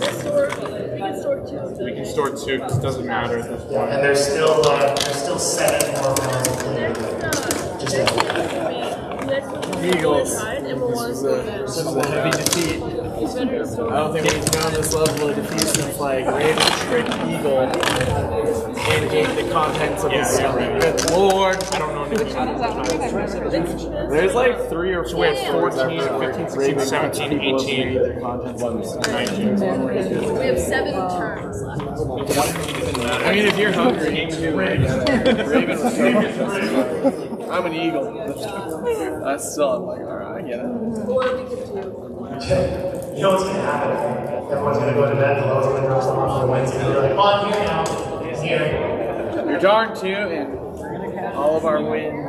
There was no storage, so I got to use I've got no storage. Yeah, you go for 3. And then send in your car. You're really fun and work here. The big job. Yep, that's not me. We could have done all 1 dozen to wind. It wouldn't have mattered. We would have had some to store. Sweet.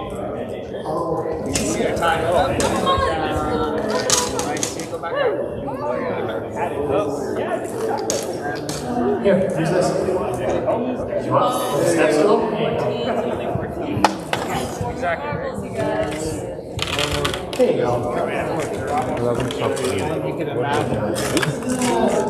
Yep, starting to hurt.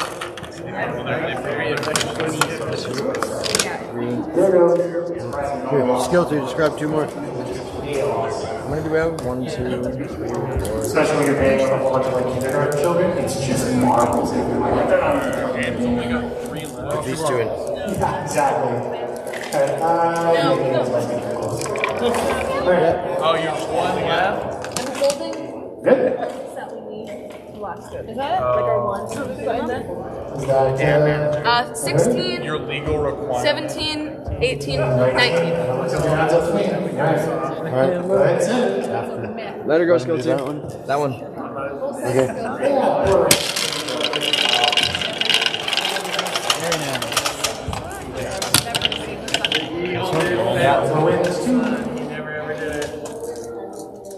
You can describe it. You don't need to turn. You don't need to turn. No, I got a bench now. All right. Good job, team. So far, we haven't blacked out. Well done. All right, let's see what we got going on next. Hopefully, solar shows up at some point. Have we had a geothermal plant? There is a geothermal plant, but I didn't bring it with us today. What? We do have a geothermal, but I didn't bring it today. We only had space for so much stuff. Sorry, man. But hey, I'll tell you what. If you are actually interested in the game, I ported this to computer and it's all open source, so you can play it. You can play whatever you want. I feel like geothermal would just like. Geothermal. The thing with geothermal is building it is risky because you invest in building it and then you drill to see how much you actually get. So it's a bit dodgy. It's expensive, but when it works out, it's. Alright, so we are at the 10 a.m. to 12 a.m. block now. Demand is 18 hours. So we're starting to get that post-morning dip, which is very typical. Solar is starting to show up finally, so one marble of solar. There you go. One whole marble. Wind is completely taken off of us. There's nothing. There's nothing there. And tidal, yeah, tidal is trying to give you your number of flood. It's 4 marbles with the tidal. Alright, so demand is 18. 1 8. Where is the rain when you need it? Should we just do it? It doesn't even matter. Because the firm at some point. When is high time? Yeah. The 60 to go? Yeah. Well, if you don't, so for the tidal, it's when the water is flowing, right? So high tide and low tide are actually slack and you're not using anything. You want in between the high and in between the low. That's when the flow, when the flood at the end is maximum. And for this location, it's a semi-diurnal tide, which is a fancy way of saying 2 floods and 2 minutes per day. Like a good amount. You really get those huge surges of energy 2 times a day. We already got our first one.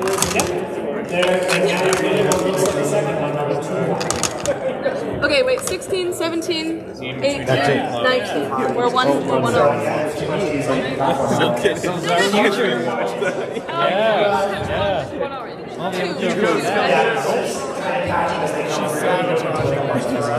As you should. I mean, if we were playing strictly by the rules, that would be an overreaction event. I know that's like the whole point of the if you don't miss enough to black out, but if you miss too much, you'll also black out. You have to accept its power balance. You have to. Look at that solar. It's balancing out. Solar's in there. Look at that solar. Hey, we're absolutely crushing it. Crushing it. Good job. Okay, heard markets flowing. Yeah, that is crazy. I looked at that chart. It is literally. I'd love that on a shirt. Crushing it like velvet. So we're in the 12 p.m. to 2 p.m. block, and the demand is 17 marbles. 17. So let me tell you what your guys' assets. Solar again is 1 marble. Solar's 1 marble. Wind's not doing anything again. And tidal, yeah, it's either high tide or low tide. Nothing. Sweet, nothing. Okay, well, let me hit him. Calm down. It is 12 p.m. to 2 p.m. It's 17 hours. Even if we had. The profile is weird. You get a bumper and then it'll drop, and then you'll get your big. It's just a bad day.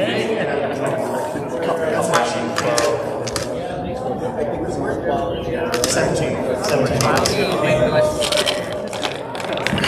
Oh, don't worry, it'll get worse. The heat hasn't been coming. Is it 17 or 18? 17. So, 1, 2, 3, 4, 5, 6, 7, 8, 9, 10, 11, 12, 13.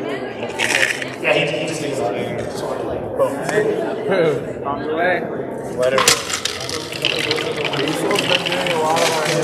We might have to. I knew it was. We should have just invested purely into diesel. That was the play. Should have built a bigger diesel. Solves We're about to run out of diesel. Do we get another shipment in? We could probably ship some up from their side. That's true. But in middle Haiti, they're gonna run out. The way they're running. Like they're starting to pick up on diesel. Blackout! You guys blacked? They blacked out? We went too much diesel. That was a little bit power hungry over here. So on the job description for system operators, it says can count. No, I'll tell you this. I'll tell you one thing right now. You go at least you never did that. All right. Preach. Preach. You guys are slowing down. We had a marble stuck in this. Okay. Wait. Wait, are you guys ready?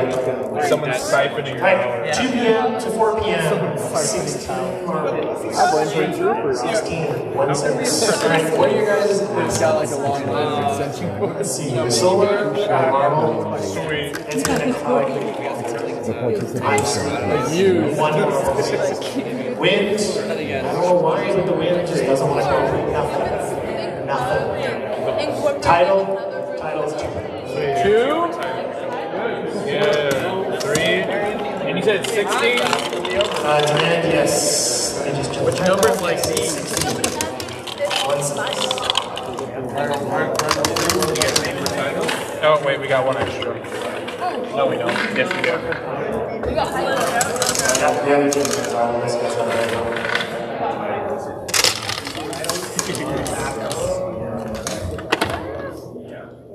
It's just supposed to let one out. Okay. Liquid.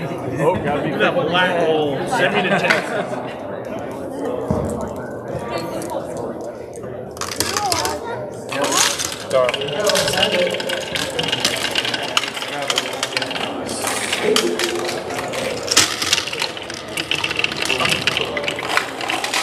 Even the diesel's violent every time it like shoots all the way from the sun. I think the sun's going to disappear. Can we get another diesel? We have like 5 left. Yeah, that's actually the marbles. Wow, okay. Can we use solar or wind because they're not green? I mean, diesel's normally green. Okay, are you ready for the next time block? So we're in the 4 p.m. to 6 p.m. block, so people are coming home and they're cooking dinner and they're doing all this. 18 marbles. Just like 18 marbles. So what is our stuff? Solar, so there's nothing. We lost the sun. It's not coming back. Wind is still gone. This is an awful and title is one marble today. I lost my job. Yeah. We have to pick up the top of that. How much is it? 18? 18 and get those. Yeah, it's 13. Alright, cool. Yeah, use solar for diesel. Just keep in mind on the last 4 yellows as well. Yeah, you guys can flow yellow. There's no more solar anyway, so just flow.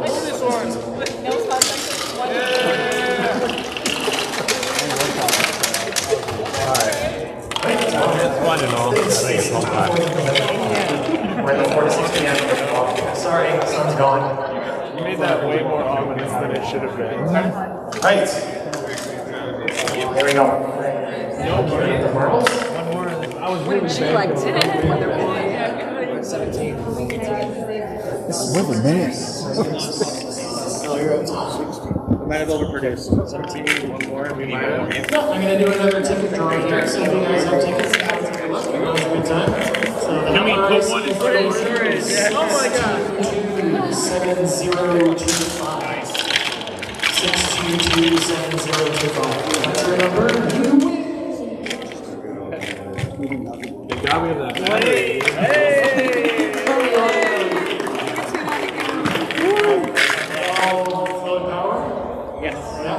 Are we all suffering yet? Yep. Yeah. Been there. Well, it's 6 p.m. to 8 p.m. and it's the same. 18 marbles. And no sun, right? And no wind. I'll check and see if there's wind though. Yeah, the sun's gone. Sorry. Yeah, what? Wind's not cooperating either. Tidal, it's a slack tide, nothing. Sweet.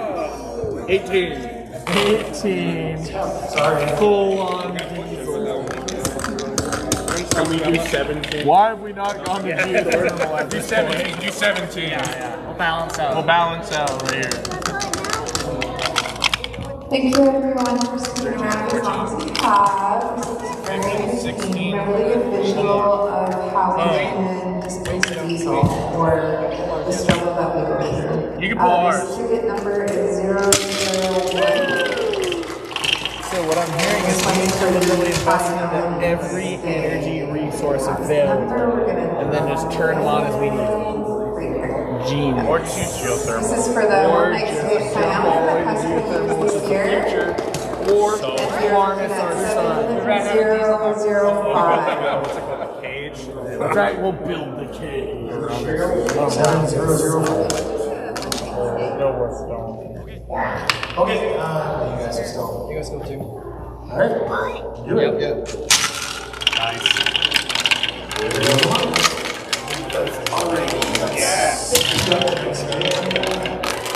How did they get water back?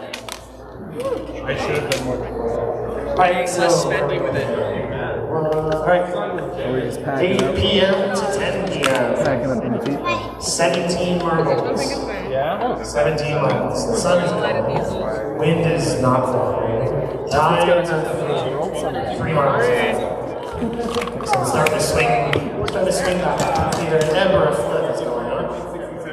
How many more are just there? There's this round to play and one more round. Why don't we defer it? We'll defer this. Maybe we'll get lucky. Actually, yeah, that might work out because We dumping 100% into wind finally?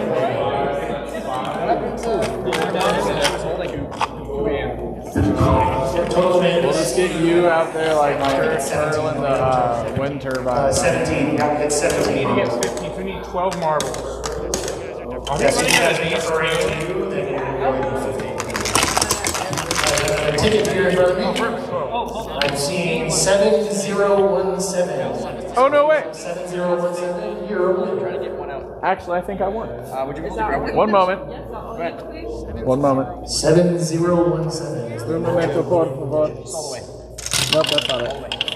Give me a second. Aha! What was it? 17? 7017. 16. You got us all hyped. I was like excited for you. Hey, that's rightfully mine, Corey. Headed to the last round. What did he win? What did he win? What did he win? Huh? What did he win? Alright. So, what'd you get? Okay, so we are in the, we're in the 10 p.m. to 12 a.m. block. It's the last round of play. So the demand right now is 15 marbles. Except for you guys, it's 17. Because you deferred it, right? So you guys are 17, you guys are 15. Solar is obviously not doing anything, so let's see what's going on. Wind is gone. It's just not windy today. Tidal is 3. 3 every time. Yeah, we got Yep. Nothing's wrong.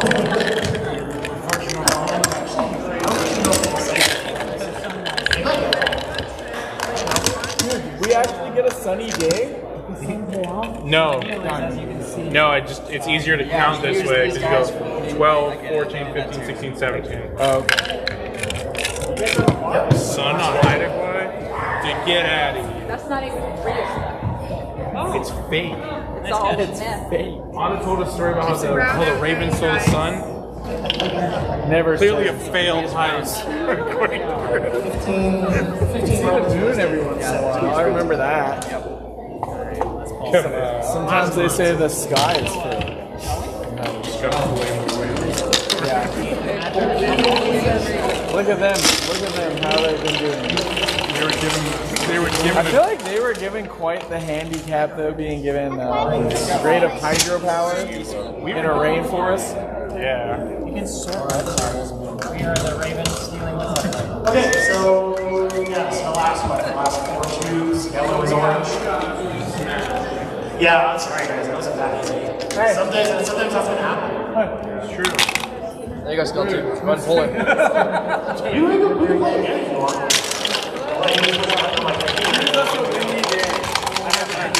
But when we finish up here, there's a couple of teaching points I'd like to touch on. If you guys have time for that. Yeah.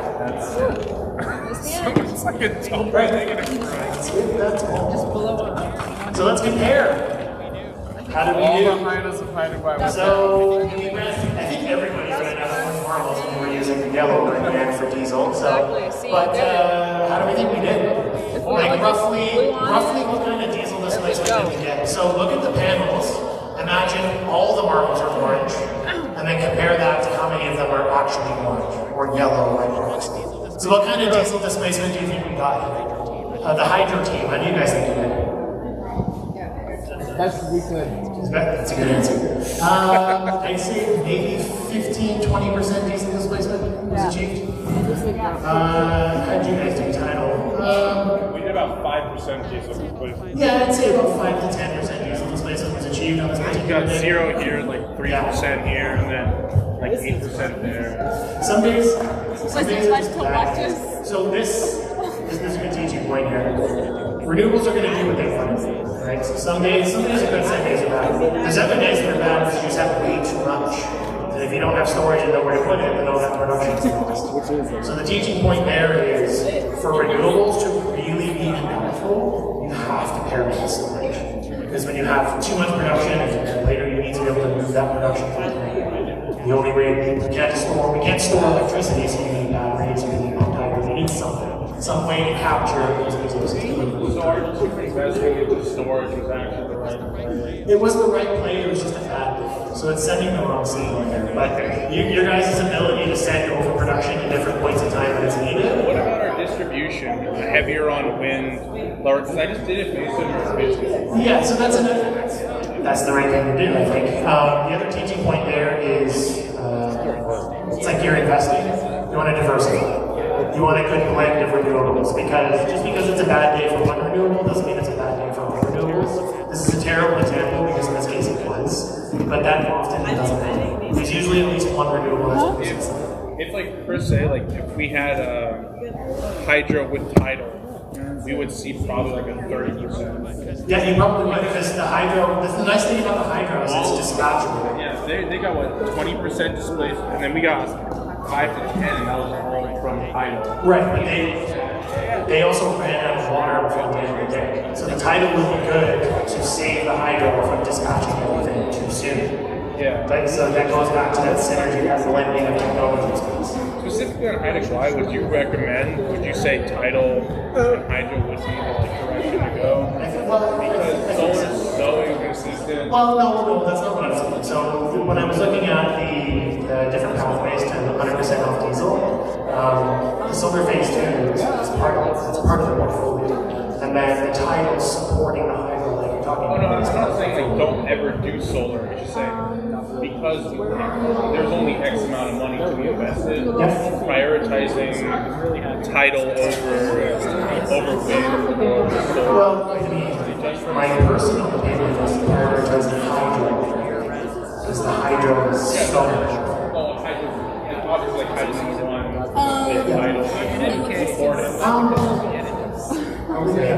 The technology is more mature. It's cheaper to do. Okay. That's what I would say. And the wind resource here is quite big. This day was about on a day like today, it's quite windy, right? And then, yeah, right? Yeah, and we currently have our TVs. That's another thing, right? You're in the side. It's, there's a battery in here. No.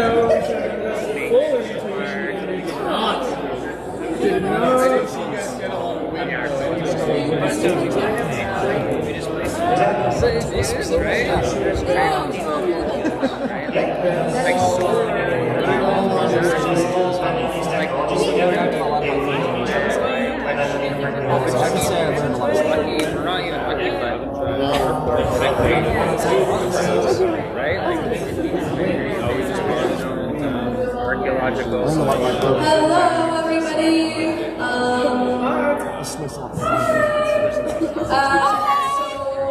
The Gigawatts of Marbles was the last part of our agenda. We'll actually be wrapping up here and closing off. I guess that's me. I just want to say hello so much to everyone that came and participated. I hope you guys all got to learn something and had some good takeaways for today. Also, this is the first to come. This is only the first step. There's a lot more, many more steps ahead as we move forward with our energy on Hawaii, specifically with this updated version of our energy plan.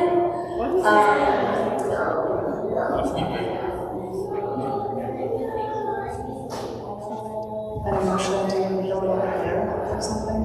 Sing us a song. I don't know. Feels right. Speech. I gave her. Mom's busy, so I can't consult with her. Okay, Solana Sonati Bhagda. I just want to hold space for the recent passings in our community and still also hold space for all the beautiful things that happened this past week on Island as well. I think it's really beautiful that our community is still able to come together through the good things and through all the hard things. And it's really beautiful. We have a very lovely home. I'm very grateful to call Hawaii my home, and I'm very grateful to have everybody here. That's all we have for today, and so I think that's all I have to say.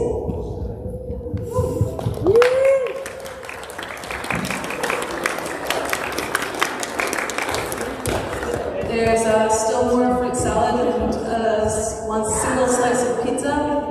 Please grab some before you go.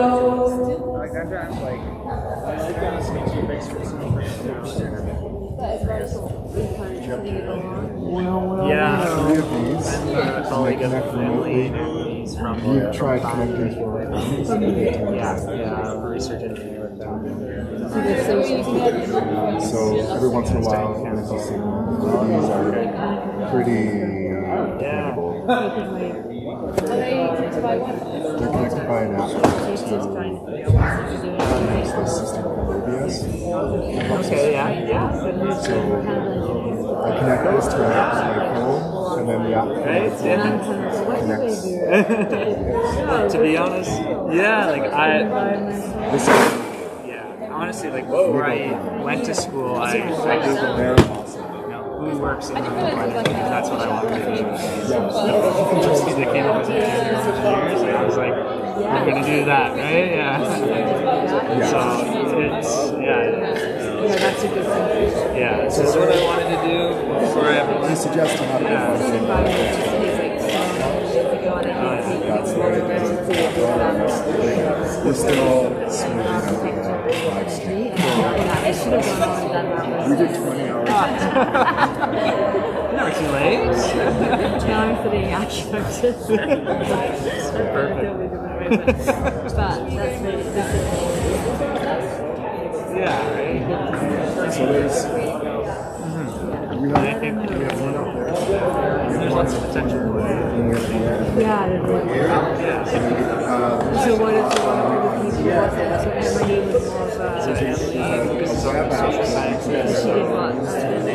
She's actually just finishing up her PhD. So we got an community plan.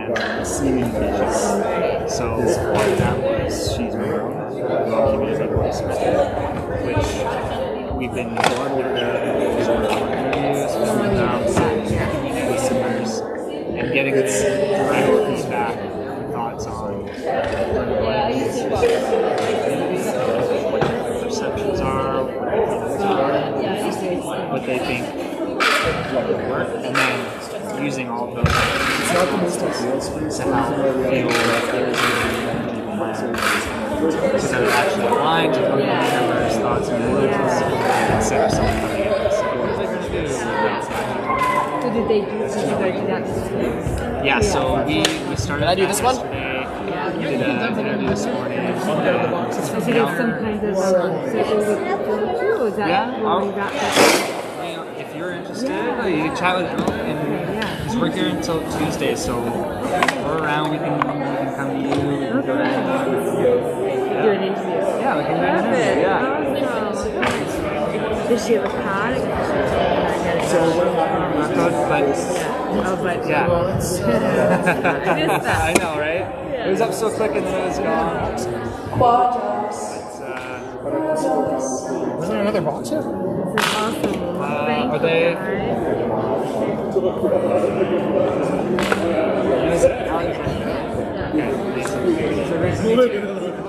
Oh, here we go. Oh, there we go. Awesome. There we go. I mean, yeah, we can just start like just handling the pieces.